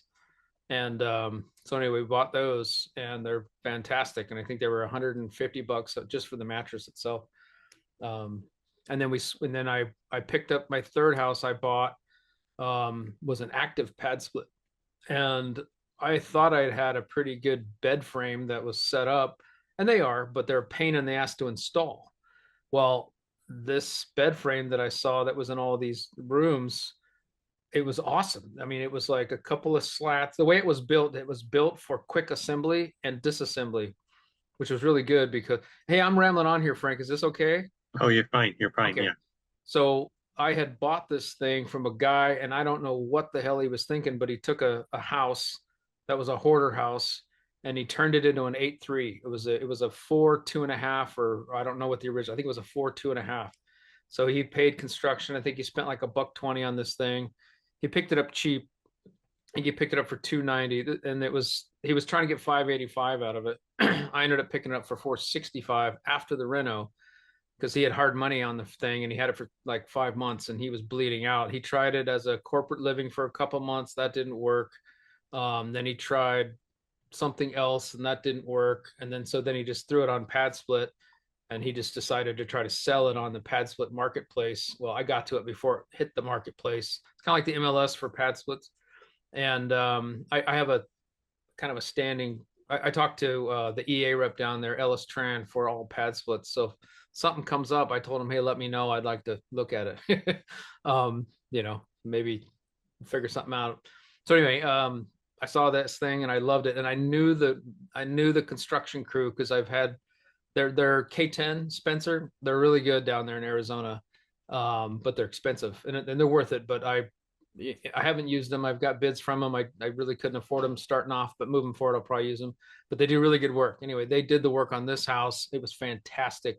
Basically a full gut. In Arizona, windows are important. So double pane everywhere. Everything was it was beautiful, right? And they did an 8-bedroom, 3-bath. The problem was, when he tried to sell it, when you go to get a loan, how the hell do you appraise at 8.3?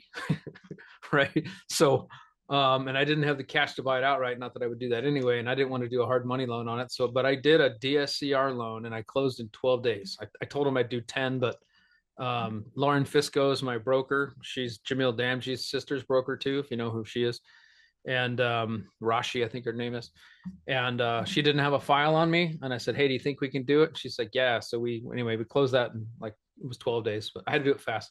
But what I did was, because it was already done and they had numbers and everything was labeled and everything was built out with all these bedrooms. So that's how I found out, back to the bed thing, because I took 2 of the bedrooms, and I took the beds out, and I put them out in this storage unit. I had to fly down because I had an appraisal coming the next day. I'm in Oregon, and I wanted to call Lauren. I was like, I want to buy this thing. I'd been talking to her. And then I got the file going, and I said, I want this thing. She's like, all right. I said, can we do a 10-day close? And she's like, we'll get real close. I'm like, okay, cool.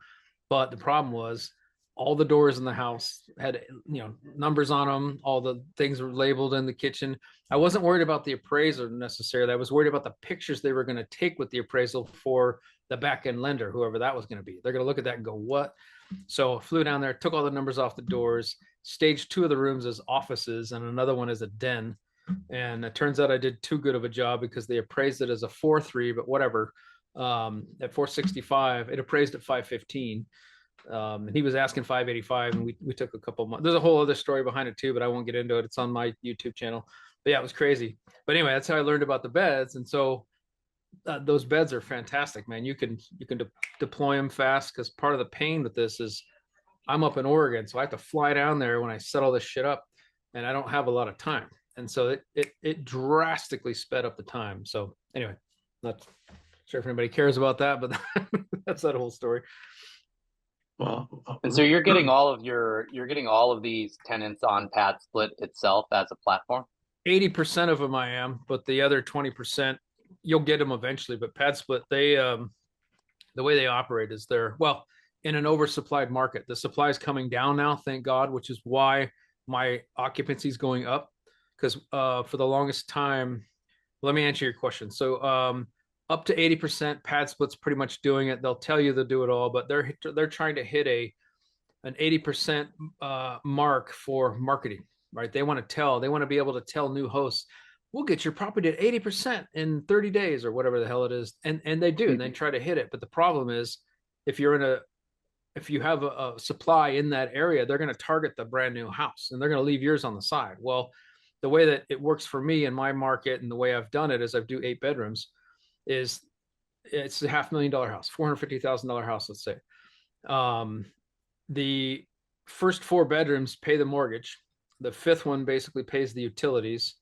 And then the 6th, 7th, and 8th are all profit.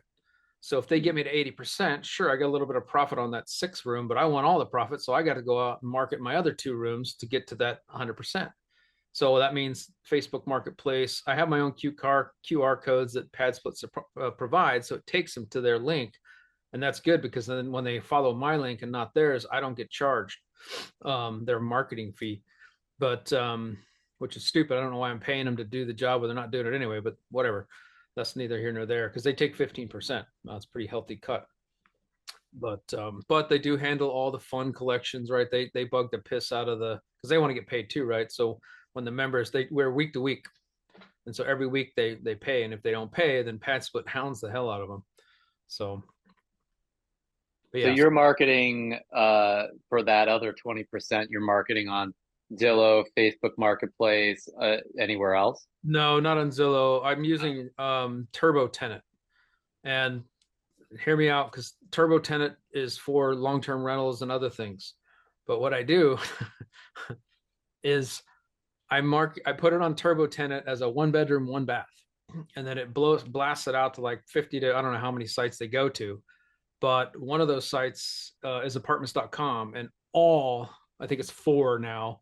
No, 5 now. 5 of the members that I've got, which isn't a lot. I suck at marketing, so just telling you that.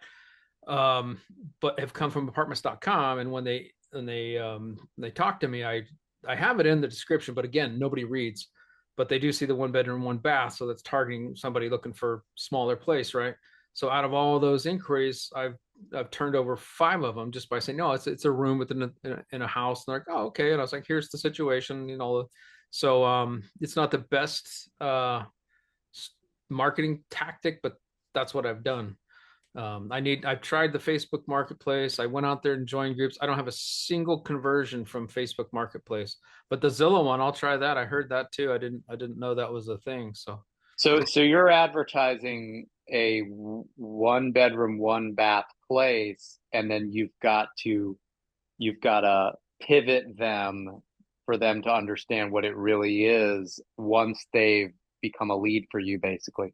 Yeah, but what I'm doing is I'm listing it at 200, so they see that and they're like, "Wow!" Instead of the 1,000 or 1,200 and right. But in the description, right at the top, I have room for rent, but they don't even read that. Yeah. So I'm trying to put it in there, but and actually, I think 2 of them saw it and knew that it was a thing. But the point is what I'm using isn't designed for it. But I heard about Zillow, but I haven't done it. We're pretty full now, but I need to get my marketing game up or hire somebody that can do it. But well, sounds like what you did has worked well enough. But yeah, I mean, there's certainly other platforms it seems would probably be good additions if it was absolutely needed. So, but yeah, great. Sounds great so far. Yeah, Furnish Finder, Roomster, Roomies, I think it is, and there's a bunch of them out there. But we've been pretty full. I've got the W-2. I've been happy with what I've got so far, so I just I've been winging it. I've heard from most hosts say that their Facebook Marketplace is working well for them, but mine isn't. I joined groups and posted stuff. Maybe they're just pounding it. Maybe they're paying for it because I'm kind of a cheap ass. That's why I used Turbo Tenant because it was free. So I just said, okay, cool. And then Facebook, it was free. So I should spend some money on it if I really need to see how it goes. That's a good idea because most of the time when you boost something on Facebook, I don't want to say especially local marketing, but it seems like that's the case. That your price performance on a pure ad basis seems to be pretty good. The only things that probably do better are just the actual rental platforms that are more typical, and I think those are even maybe not as good. Yeah, my experience with Facebook ads has been that they'll let you do it, which they won't always let you advertise stuff, but these kind of things they consider very legit. So I don't think you'd have any problem with getting banned. Yeah, $50, a lot of times can get you quite a few leads. Yeah, I'll probably try that if our occupancy. But what happened in Arizona is in May, PadSplit changed their fee structure and pissed off everybody, including me. And so that looks good on paper, but in reality, it's not. And I was trying to tell everybody that back when they announced it. So we're not buying anymore for PadSplit. We'll probably buy some more for co-living, but not under PadSplit. I'll keep the ones I have because they're full. But what they did was they said I'm on the legacy plan, so I'm at 14.75%. It's called 15% off the gross income. Great. That's something that's static and you can plan for it and blah blah blah. So and I'm using my own capital, but other people aren't. They're out there, raising capital to do these things, and they were spawning up everywhere. It took off like wildfire.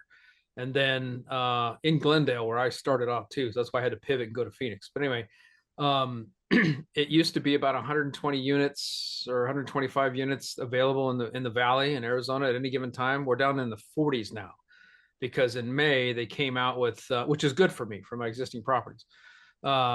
But moving forward, I'm not going to do it because they changed the fee structure. Instead of that static 15% off the gross, they have 8% off the gross and the first 10 days of every new member. Well, in Arizona, when you first bring up a property, you've got a lot of turnover in the first 5-6 months. So you're going to be paying that 10-day rate for every new room quite a bit up front. So you're not going to make any money in your first year. You don't stabilize for like 7-8 months, right? And it'll take you 8 months to recover even one room that would flip, right? And so I was like, this is the dumbest thing ever. I even met with Atticus because originally when they came out and said, hey, we're doing this because it'll incentivize hosts to be better hosts so people don't leave. And I'm like, the whole structure of this thing is to be somewhat transitory members, right? Or tenants or whatever you want to call them.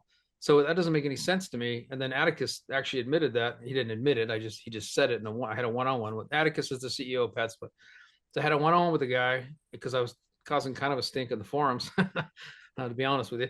But and we didn't come to a solution or anything. But I told him my side. He told me his side. I was like, cool. Well, I don't have to invest here, right? But he said essentially it was because their marketing costs were too high and they had to recoup it. And I'm like, okay, cool, but doesn't that investment for me doesn't work anymore.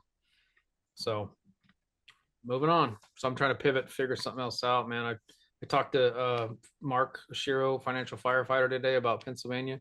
Was talking to Mikey. Oh, I was talking to Mikey too. I might do what some people are doing is a long-term rental game, and I might try that out in PA and see what happens. Well, one benefit is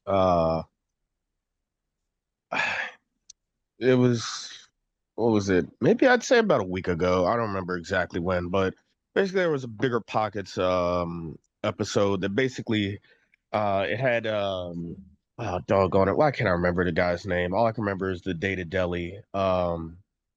Dave Meyer. Dave Meyer, thank you. He and Ashley Kerr were on the episode, and they were talking about I forget what they called it, lake effect something or other. Basically, like they had like a play on something called lake effect cash flow. I watched that one. It just came out the other day. Yeah. Yeah.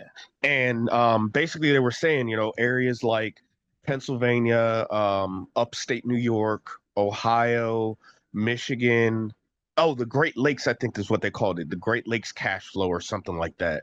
But yeah, that's like, especially with Mikey on here as well. Excuse me. I know he could definitely speak to, how good of an investment it is in Pittsburgh. But yeah, like none other, that whole region. And that's why, especially investing in Detroit, these are all places that are just, I don't say home run as much as I would say, using World Series or baseball analogy here, you'd get some solid base hits for sure. And what was the rationale behind that? Like, what's the mechanic that points to why that seems to be the case? In terms of like the region cash flowing, basically, you mean, Jeff? Yes, yeah, exactly. Like I was just Yeah. figuring that that content must have some rationale or some foundational ideas as to why that, other than, hey, it just seems to be working. We don't really know why. Yeah, no. So they did go into it a little bit in the episode. They were talking about things like mainly affordability, but then also uh what they called climate prone, which basically is just saying like, yes, you will experience, all 4 seasons, which includes some, you know, Matt like winters up there in New Hampshire, because that's all that entire area. But the point being, a lot of the natural disasters, let's call them, like hurricanes and stuff like that, we're seeing down in like the Florida region, or I'll say Gulf Coast region. That's something that uh you know is not a factor, basically. The worst thing you'll deal with is snow, but hey, It's not a there's ways to. catastrophe to get some Yeah, snow. exactly. And one of the other big benefits, insurance is relatively, I'm not going to say cheap, but relatively affordable. Yep. So that's one of the things, especially, it's again going to be market dependent, but there's also going to be, um thinking about places like New Jersey as an example, where there's ridiculously high taxes. And I think New York, because Ashley, I think she and her husband invest in Buffalo. Buffalo, and then I think like a couple of other places, not quite the Adirondacks, but definitely elsewhere upstate. So she said that's was it Schenectady? Might have been Schenectady or Syracuse, but either way, she said, that whole region, upstate, very, very good for cash flow, because of, again, the affordability, relatively low insurance, and then, again, not dealing with, you know, excuse me, instances is the only word I can think of, but like, having, back-to-back hurricanes in a week. You're not going to deal with 2 F5 hurricanes, one on Monday and one on Friday, stuff like that. So that was like the biggest thing. And especially going to Michigan, like actually being, quote unquote boots on the ground, I can say from firsthand experience, if you want to call it that, it really is nice. It's really, really nice up there. It's uh growing. Like, I guess that's the best way I can put it. Like, it's still like revitalizing, because you can still see like little areas where it's like, oh, that looks kind of decrepit, if you want to call it that. But like those are few and far between, especially because there are so many people who are coming in and investing there now. So definitely is really uh making the entire city really, really vibrant. So Where was that at, Chester? this is up in Detroit. Hmm. But yeah, the entirety of, the I can't think of a better way to call it than Great Lakes, because it covers from as far east as Pennsylvania to as far west as Chicago. And I don't see Jason anymore, um but they had mentioned Chicago, not necessarily as like one of the top destinations throughout the, I'd say extended Midwest, because I can't think, like, I can't keep remembering Great Lakes region, but yeah, that was like, you know, all of those areas are like really, really solid for cash flow. And like that's one of the reasons why now I'm looking at multifamily properties, because the prices, now get this, and this is just in me doing just, basic homework, basic due diligence. The prices for some of the multifamilies, like triplexes and fourplexes, I will add the caveat that a lot of these aren't going to be side by side, like Dion talks about, but you'll see duplexes, triplexes, and fourplexes that you can get, let's call it anywhere from 150 to like 250 for like a 8-bed 4-bath fourplex. So, yeah, you're talking 4 2 1s, but each of them are renting for right around 900, so that's 3,600. So you're, for a $225,000 property, you're gonna, make that back, or you'll be able to cover the pity payment set aside for expenses and of course, repairs, maintenance, vacancy, and capex, but you'll probably make a good solid $1,000 after setting all of that aside. So what area is that? So it's called, they call it the Great Lakes region. The best way I can describe it is like it's upstate New York, Pennsylvania. I want to say mostly Western Pennsylvania, because I'm pretty sure it didn't involve like the Philadelphia and its suburb side. But Pittsburgh is part of that Western PA region. And then heading further west, you got Ohio, you've got Michigan. I almost forgot about Wisconsin. Wisconsin, Chicago.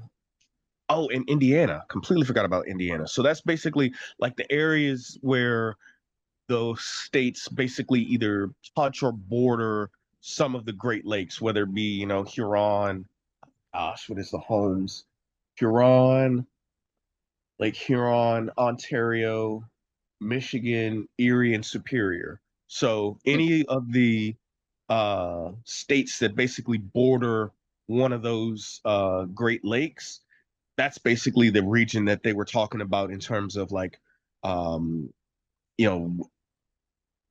don't know about the rest of the country, but at least from what they were saying, most investors are not finding as good of cash flow, even in traditional markets like now, of course, obviously that's not going to apply to us because we're of course doing the work, but like, your quote unquote run of the mill investors, let's call them, Georgia, Tennessee, Florida, Texas, like places where there's like traditional investing. That was what they were saying in the episode. There's not as many opportunities for cash flow as there are in the Great Lakes region. So I'm gonna kind of pause really quick because especially since we got Mikey here, like if anybody who can like really, hammer this point home, so to speak, about, how beneficial or good it is to be investing in the region, Mikey's definitely, our sort of resident expert. So Mikey, if you, got any words of wisdom for us, please, definitely feel free, man. Well, thanks, Chester. Yeah, there is pros and cons. Like I was kind of telling Jared with Pittsburgh, it's just the ages of the housing stock. It's kind of in the 1900s to the 1950s. So, maybe in the beginning when you're running your numbers, it looks pretty good, but as you own it and maybe the tenant gets in, you'll notice things that will need repairs or things will pop up, or just over time, you're looking at more repairs, I think, in the long run. And there's like transfer taxes but for me, it's okay. I like it. I like the stability of it. But yeah, it's kind of with every market, I guess. There's always going to be like pros and cons. Yeah, that is a good point. Do you set aside like, or do you have like a a fixed budget, for lack of a better phrase, for like snow, like, you know, dealing with snow plow removal and whatnot? Is that something that you have to contend with? No, not as the properties I have. No, we don't have to do that. And Jack is the guy to ask. And when I was talking with Jack about that, he says for their weather patterns, they haven't really seen that like type of snow, like that much of a downfall in snow in some time. Interesting. Yeah, but if Jack is here, yeah. Oh yeah, Jack is here. I don't know if he could chime in. He is, but he's at work, he said. Oh, okay. He says he can't really talk, but he can chat. Okay. Well, yeah, I mean, it doesn't seem like it doesn't sound like it's as crazy, and I guess because of the climate change, I will definitely say for sure. Now, again, being in the DC area, you know, we still do get 4 full seasons, but you know, it's almost November here, and I'd say, yeah, let's call it like 2000, comparatively speaking, so almost 25 years ago. Yeah, we would have definitely been down in the low 40s by this time of year. I'm looking at the thermometer right now. It's showing 72 degrees, and we're, you know, less than an hour from Halloween. So I don't know if that means, you know, there's just that much less of winter to have to deal with, but it, you know, it seems like it's, you know, something that may not have to be as much of a factor. So, you know, definitely something else to possibly consider, Jared, you know? So Jack just texted me and said, have Mikey talk about the water in the basement in PA. Oh, yeah. Yeah, Jack. I know Jack was going through that one and he figured it out in the end, but yeah, basements, like in Hawaii, we don't have basements out here. So I'm learning a lot about basements and insulation. So, but then yeah, Chester, you're right about the insurance because let's see, the 4-bed, 1.5 bath I have is 500 a year. Then the 3-bed, 1 bath is 500 in that range. And then another 3-bed, 1.5 bath. It rose up for this year. I think it's like around 750. Oh, wow. Okay. Yeah, I mean, that definitely sounds like you know, a bargain, I guess if you want to call it, in terms of insurance. This seems very affordable, I guess, for lack of a better phrase.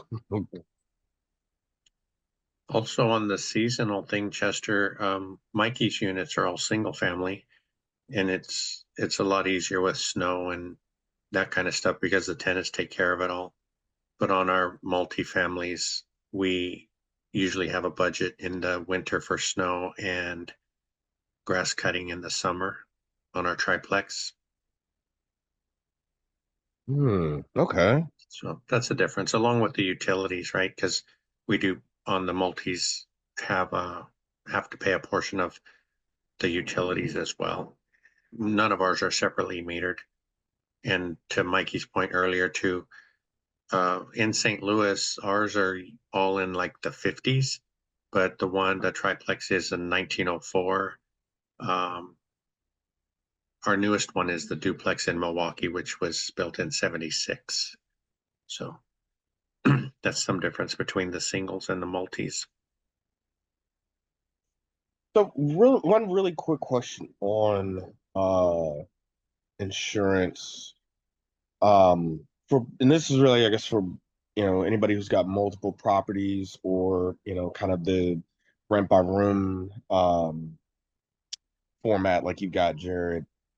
Are you guys seeing any change? I guess is really the best word. I can't think of anything better, but Like, are you guys seeing any like differences in terms of things like, um, if you've got a duplex or triplex, is that showing, or are you getting quotes like if you have them like recently uh had the policy renewed, um have you seen uh like significant increases in them? Have like things where it's like, uh I don't know, like are you seeing big percentage increases, I guess is the best way I can kind of describe it.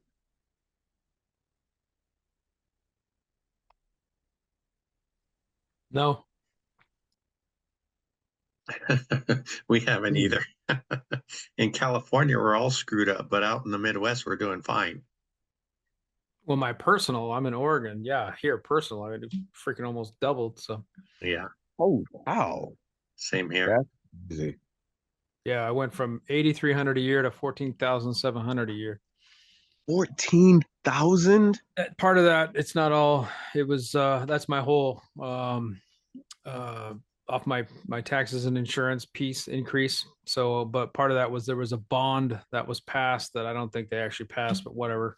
Education bond for the schools, but yet you can't find out any information on it, where it's going, what it's being used. I mean, nothing. It's just it's so stupid. I'm about ready to go around the neighborhood and get some people together and get a posse together and go out. No, I'm just kidding. But it's ridiculous because we live in a neighborhood, and as soon as that happened, boom, houses went up for sale everywhere here. Wow. Yeah. Yeah. So Vianney jumped in. Are you there, Vianney? Yes, guys, I can hear you guys. Hi, good evening. Do you have any news, any good news to report this week? Were you still under contract on the foreclosure? Yeah, well, actually, they already told me they're not accepting my offer, which I felt that it was pretty interesting that they're not accepting the offer because either or the house is going to go in foreclosure, but it is what it is. Mhm. And I kind of move on, and I'm just waiting into the foreclosure, the new foreclosure date, and see if I can go to the auction. I never done that before, but I'm gonna try it. And in the meantime, what I'm doing, I'm submitting new offers, and I'm actually submitting a new offer tonight. And I'm still digging to see what I can find out there, right? I really need a deal for this year. It helps me on my taxes, but the fact that I need a deal doesn't mean that I just need any deal. I need a good deal, the cash flow. Yeah, good for you. And you're putting offers in which market? Bakerfields. Okay. I'm putting offers in Bakerfields and also in Lake Havasu, Arizona. Okay.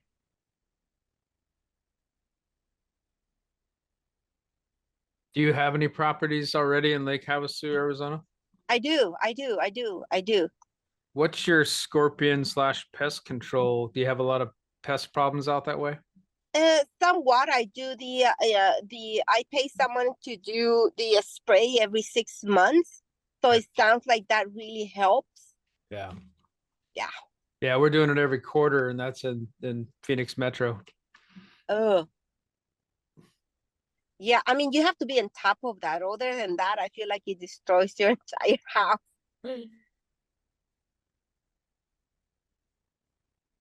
Is that expensive?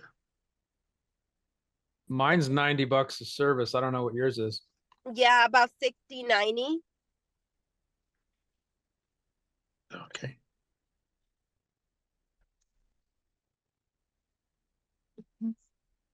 Any of you guys invest in California?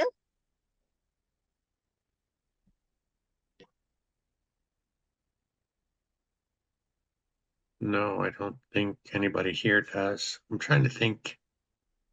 There's a couple of people.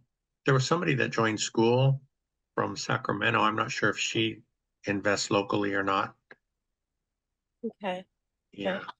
I'm Um, trying to connect with other people who's actually investing in California, Bakerfields mainly. I'm trying to see how can I bring deals, right? Because I'm just going straight from the MLS. I mhm, have 2 months to find a property. Well, not 2 months, a month to find a property so I can close. And mhm, like I mentioned before, this is not only because I need it, but I want it for my portfolio, but because of my taxes, right? It really helps my taxes. And if I don't do this, then I'm gonna end up paying more taxes the next year. Uh, according to my CPA, that's something that has been helped me. I'm still paying taxes, but it's less than what I would if I wouldn't purchase the houses previously. mhm. So I'm having a hard time, I'm finding a deal because of course houses are out there, but I need something that actually cash flow. I do conventional loans, investor loans with 20% down payment. Sometimes I can go up to 30% down payment if the numbers make sense. But right now I feel like I can't find a deal. It's been months. I mean, the whole year I've been looking for a deal. So I almost got a deal and then it goes away. I almost got another deal and then something happened. And it has not happened yet. Um, you posted something in school. Was that you talking about female investors and That's right. okay. Yeah, I saw that earlier. I was just thinking if you put a message in the school chat, I'm not sure if you did or not. I haven't seen it one like that from you, but that might help. And then also maybe Zuber would see that because he might have some people you could ask, to help with deals since that's where he's at. Mm-hmm. Okay. Yeah, that's a good idea. That's a good idea. I'm gonna see if I can find someone who's actually working on that market. I connected with an investor down there, but he invests more on the kind of class C properties, and I don't. That's something that it kind of worries me a little bit. Mm-hmm. So I don't have the time to really supervise those class C type of properties. Uh-huh. And yeah, so that was not something that I was able to work with him, but I know that he's a wholesaler, and I just saw him. Keep me in the loop, and I keep looking.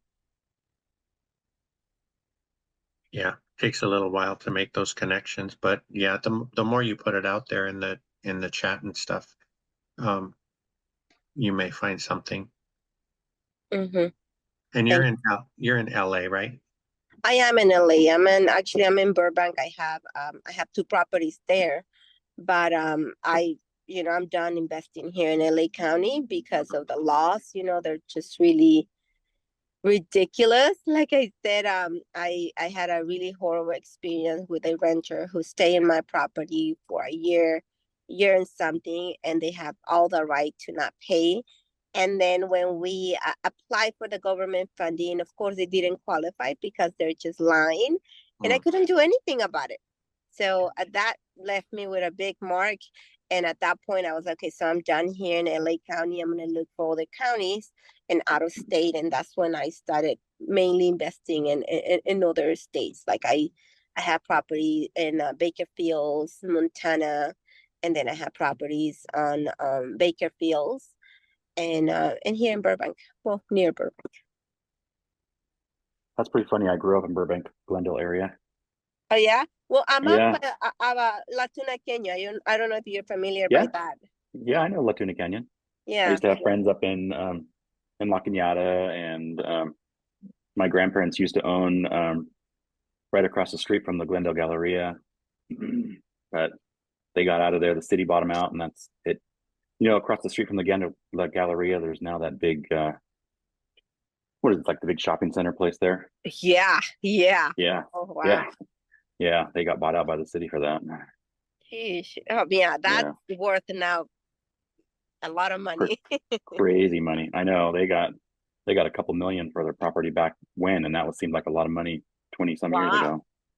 Wow. Yeah, now it's probably, I don't know, at least double or triple that now, I imagine. Mm-hmm. Mm-hmm. Yeah. So yeah, I'm definitely up here in Latuna Canyon. Okay. I wasn't too far from like Olive and Victory. Ah, okay. I actually have a condominium down there. Do you? Okay. Yeah. Is that still North Hollywood or no? No, it's kind of more by oh gosh, just on the let's see, just on the west side of the five, I guess. Okay. Okay. No, I So have a condominium then in North Hollywood. And I mean, I haven't sold that one or 1031 just because I have a really good tenant. But other than that, I'm so scared about LA County now. yeah, that's why we got out of there. We had another property that was my grandparents, and then when they passed away, part of it came to me. It was a duplex there in Burbank, kind of over by what is that park? Is it park? What's that exit over there? Kind of by like by Bob's Big Boy in that area.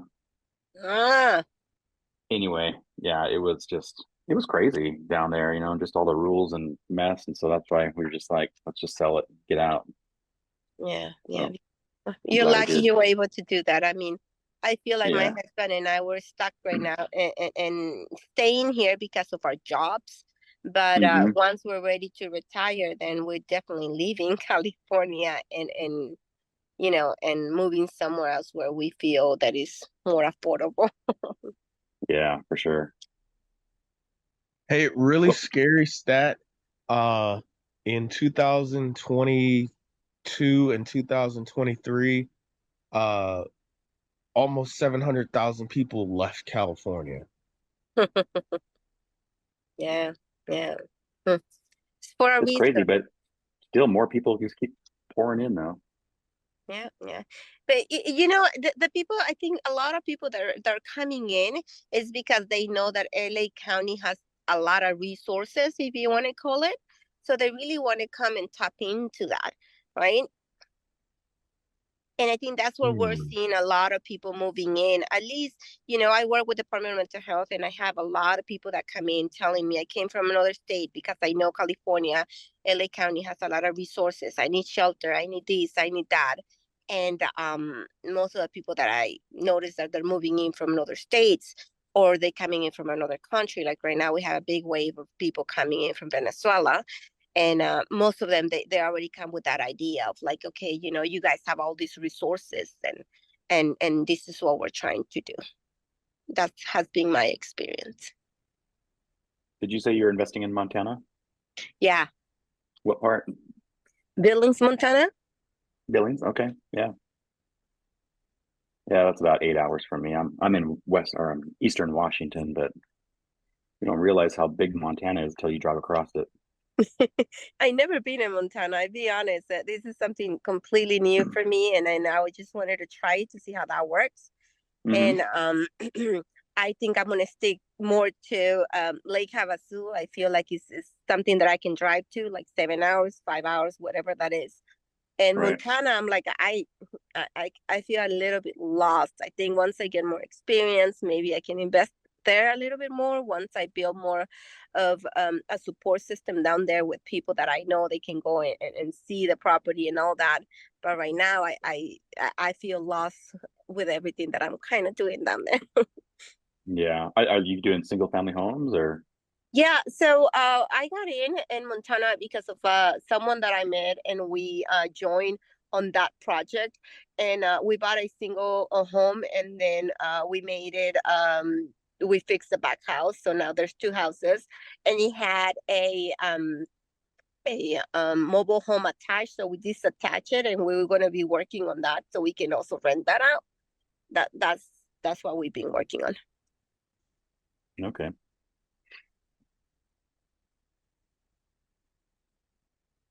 Yeah, I know winter starts there like a month before us. It's crazy over there. Mm-hmm. Yeah.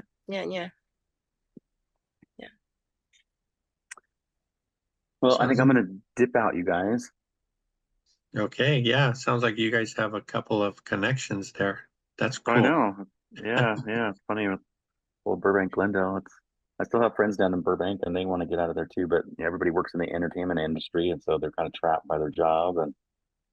But yeah, a friend of mine's got a house down there, and it's like $1 million house, and it, up here that would be just it's like the equivalent of just kind of your average Joe.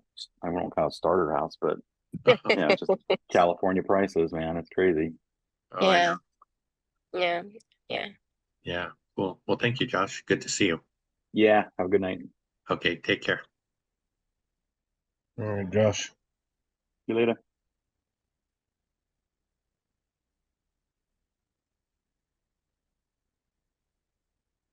Anybody got anything else?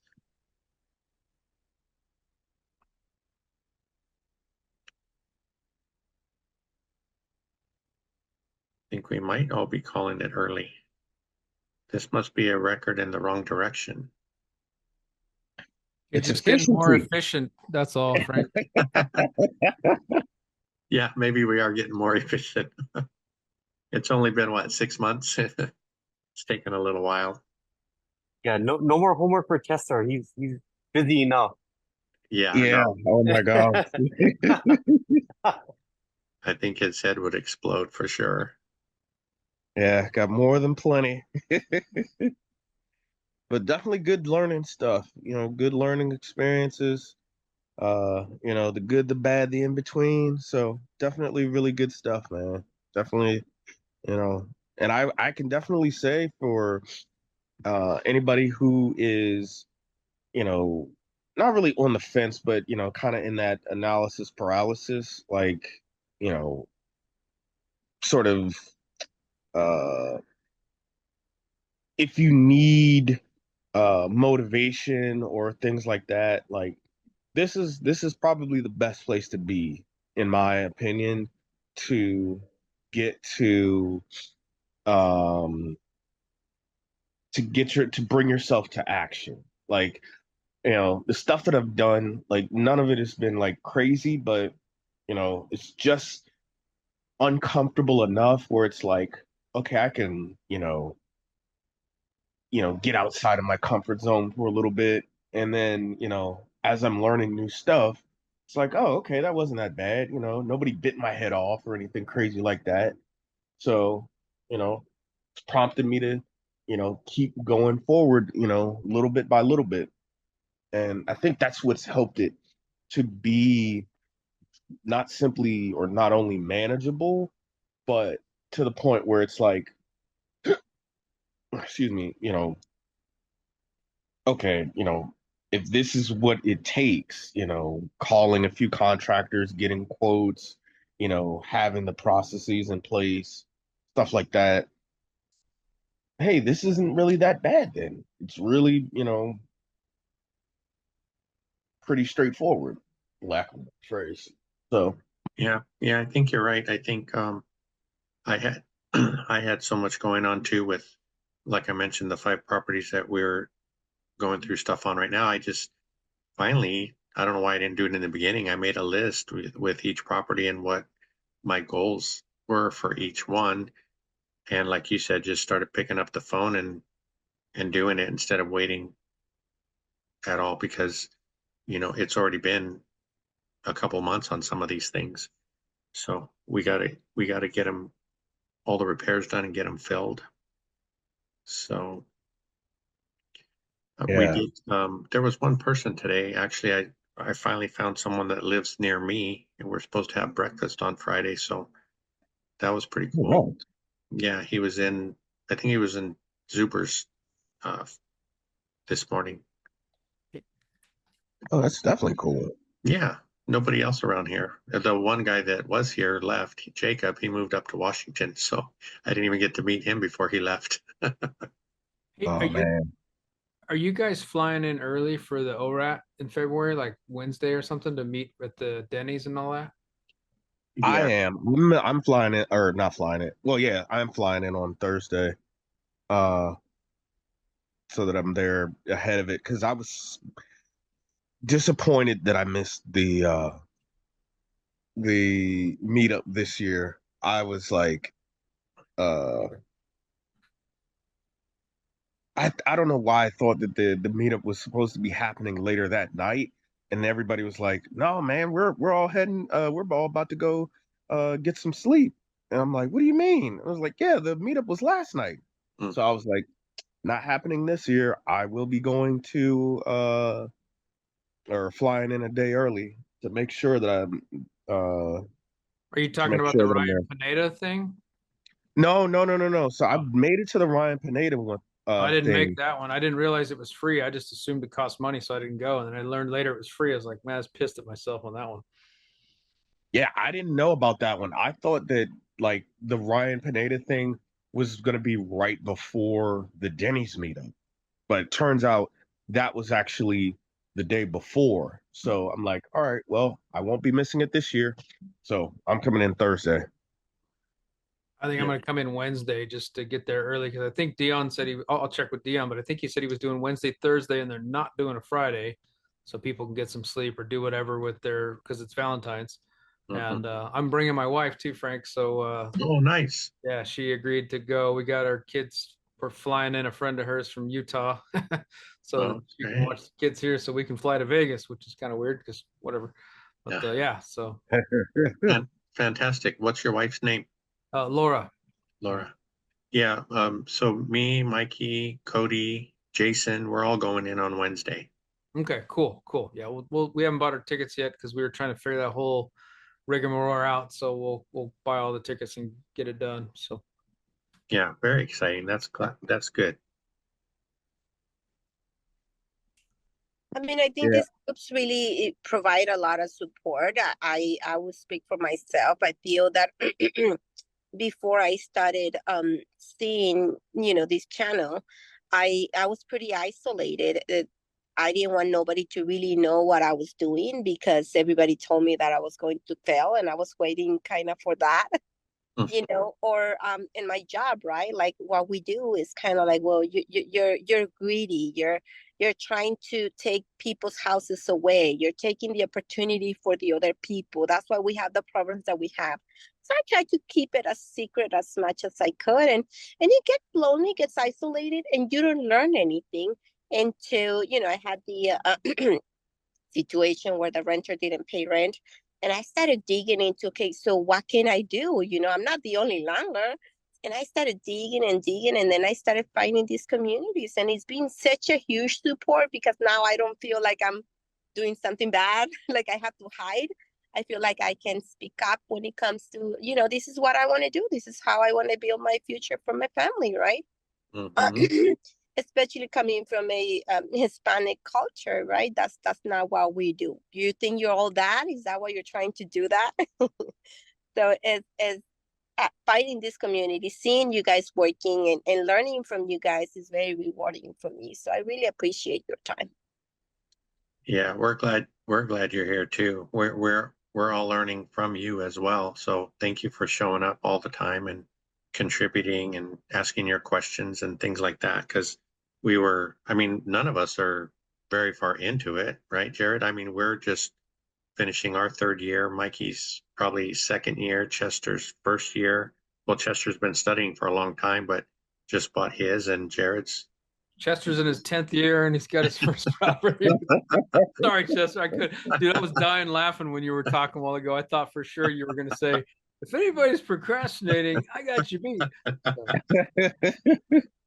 Yeah. I don't know. I think I procrastinated for, I would say 23 years in a way, because I was going to buy property in 2001 and in Arizona, and I didn't do it because my mom was going to move in. I knew that was going to be a problem. And then like 2008, 9, I was like, oh, cool. Everything's crashed. I'm going to buy. And then I was so focused on work. I'm in corporate and just sort of went on with my life. So this time I wasn't missing it, so I got you, I understand a little bit there, Chester.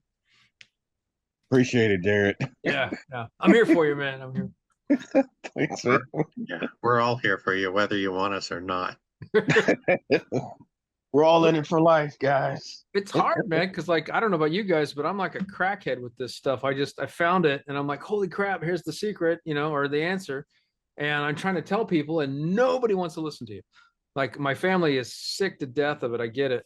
But so I can get on here and I can spew and people, I'm like, cool. That's why on school, I'm like doing the same thing with my fingers. I'm like, blah, blah, blah, so it gets it off my chest. I've got a little bit of ADHD little, I'm combine, I don't know what you call it, but ADHD with a little bit of OCD sprinkled in there for good measure. But yeah, so I love it. I love it for the simple self-fulfilling. I just have to get it off my guys, and you guys already know what it is. So, you know, But it sounds that you're redirecting it in the right track, so that's a good thing. yeah. Well, Yeah, instead of doing it for another, I work at Intel. Instead of doing all this stuff for Intel, now I'm doing that, but I'm doing a piece of it for myself, and I'm hoping to get that piece on myself, you know, to the point where I can leave the corporate world and just say, see ya. And I'm hoping to do that by January 2026. So a year and some change from now. Yeah, good. Pretty quick. Yeah. Yeah, Jared, I saw you at the Vegas event, and Coach Carson walked by us, and then I saw the fire in your eyes, and then you're like, oh wait, I gotta talk to this guy. And then Oh, yeah. yeah. And, so I saw you right before you had that conversation with Coach Carson. So I always laugh when you tell us. Oh, the story. Yeah, Sorry. I mean, so for those that don't know, I was going to do the Marcus Sherrill Financial Firefighter and go buy the world, right? I was going to go somewhere and just buy everything I could. And then I met Dion a few times and Matt Lumberjack, and everybody's saying, hey man, because I was like, you know, and they're like, dude, you should really slow down, man. You can't go out and do that, right? And I was like, yeah.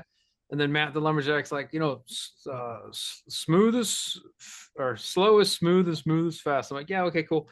And then I wanted to talk to Coach Carson, and I don't know if those guys talked or if he just saw that I was a nut job or whatever. But he said to me, and he's tall, right? So he's looking down on me. He's like, look, man, let me explain it to you this way. If you go out and buy 10 properties, you're going to learn that you made some mistakes. You're going to pay that price 10 times. Whereas if you go buy one property and you learn those mistakes, you just save that cost 9 times. And then, like when he said money, that's when the brain went, oh man, he just saved me from being a complete dumbass. And so, yeah, so I owe that guy. I don't know him or anything, but I met him at one time, and yeah, he saved me from doing some really dumb stuff. So I appreciate the hell out of that. Yeah, that's good. It's good you got the message early. Well, everybody tried to tell me, but I wasn't listening until Coach Carson.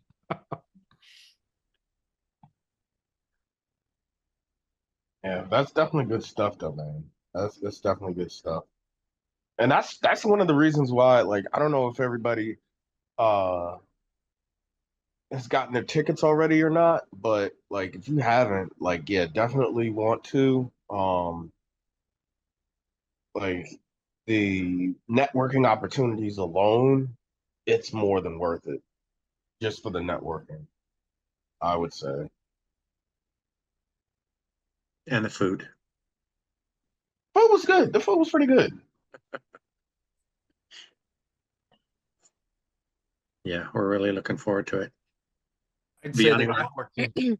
Like last year when we meet up for the event, I think it was wonderful. Then when the event finished, we end up meeting for dinner somewhere for drinks, and I think it was such a good thing because it was more personal. You know, you start looking with the people that you feel like you were clicking. You know, so it was such a good experience. I'm also looking forward for that for this year.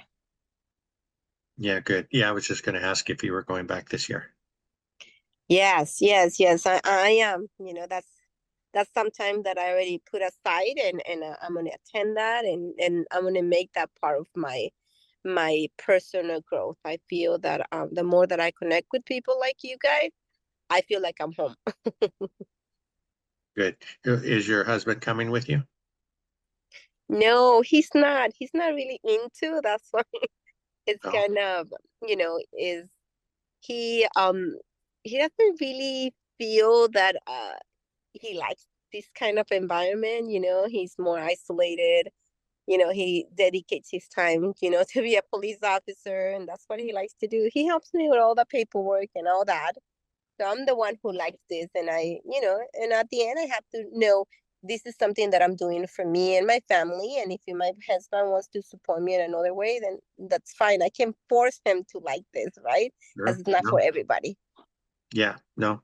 And usually it's the other way around though. The husband's all into it and the wife is kind of Yeah, Yeah. And I think that's why it feels weird, right? Like me as a woman with a bunch of men, and it's like, it feels a little bit like, okay, I don't know what I'm talking about. Like, you know, that whole case scenario of between men and women, right? Yeah. And my husband is not involved, so it's always the question like, well, what about your husband? I'm like, well, I can't force him. I'm sorry, but I'm still gonna do what I think is good for me. Yeah, but at least he's not blocking you, right? No, Yeah. he's not. I mean, he support me 100%. He's like, I know this is what you like. You know, this is your passion. I'm gonna support you with all the paperwork, money, whatever you need. But don't take me to those meetings, please. Yeah, Well, my wife's not into it either, but she's coming this year just because I begged her to. yeah, well, it'll be a good time.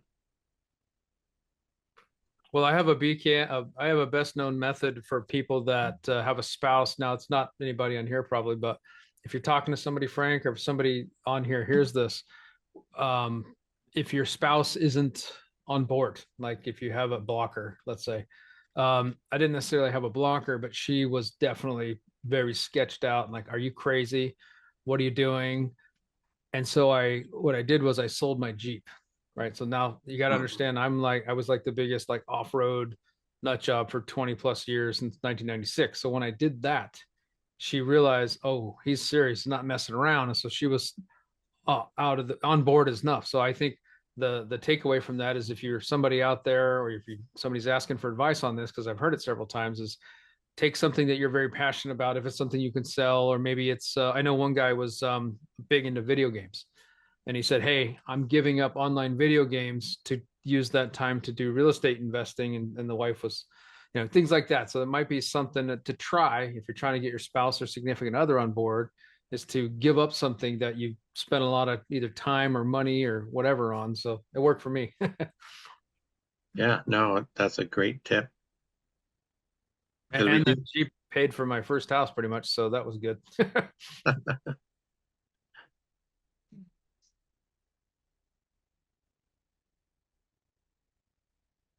All right. Well, I think we'll call it. We'll call it an evening. Yeah. Pretty early, but hey, we're getting more efficient. Yeah. All right. Well, we'll see you guys out there in the world this week. Have a great one, and thanks again for being here. Yeah, definitely. Thank you as well, Frank. Really appreciate you. Of course. Yeah, of course. Thanks, everyone. Thank you for your time. Bye-bye. Talk to you soon. All right. Thanks, guys.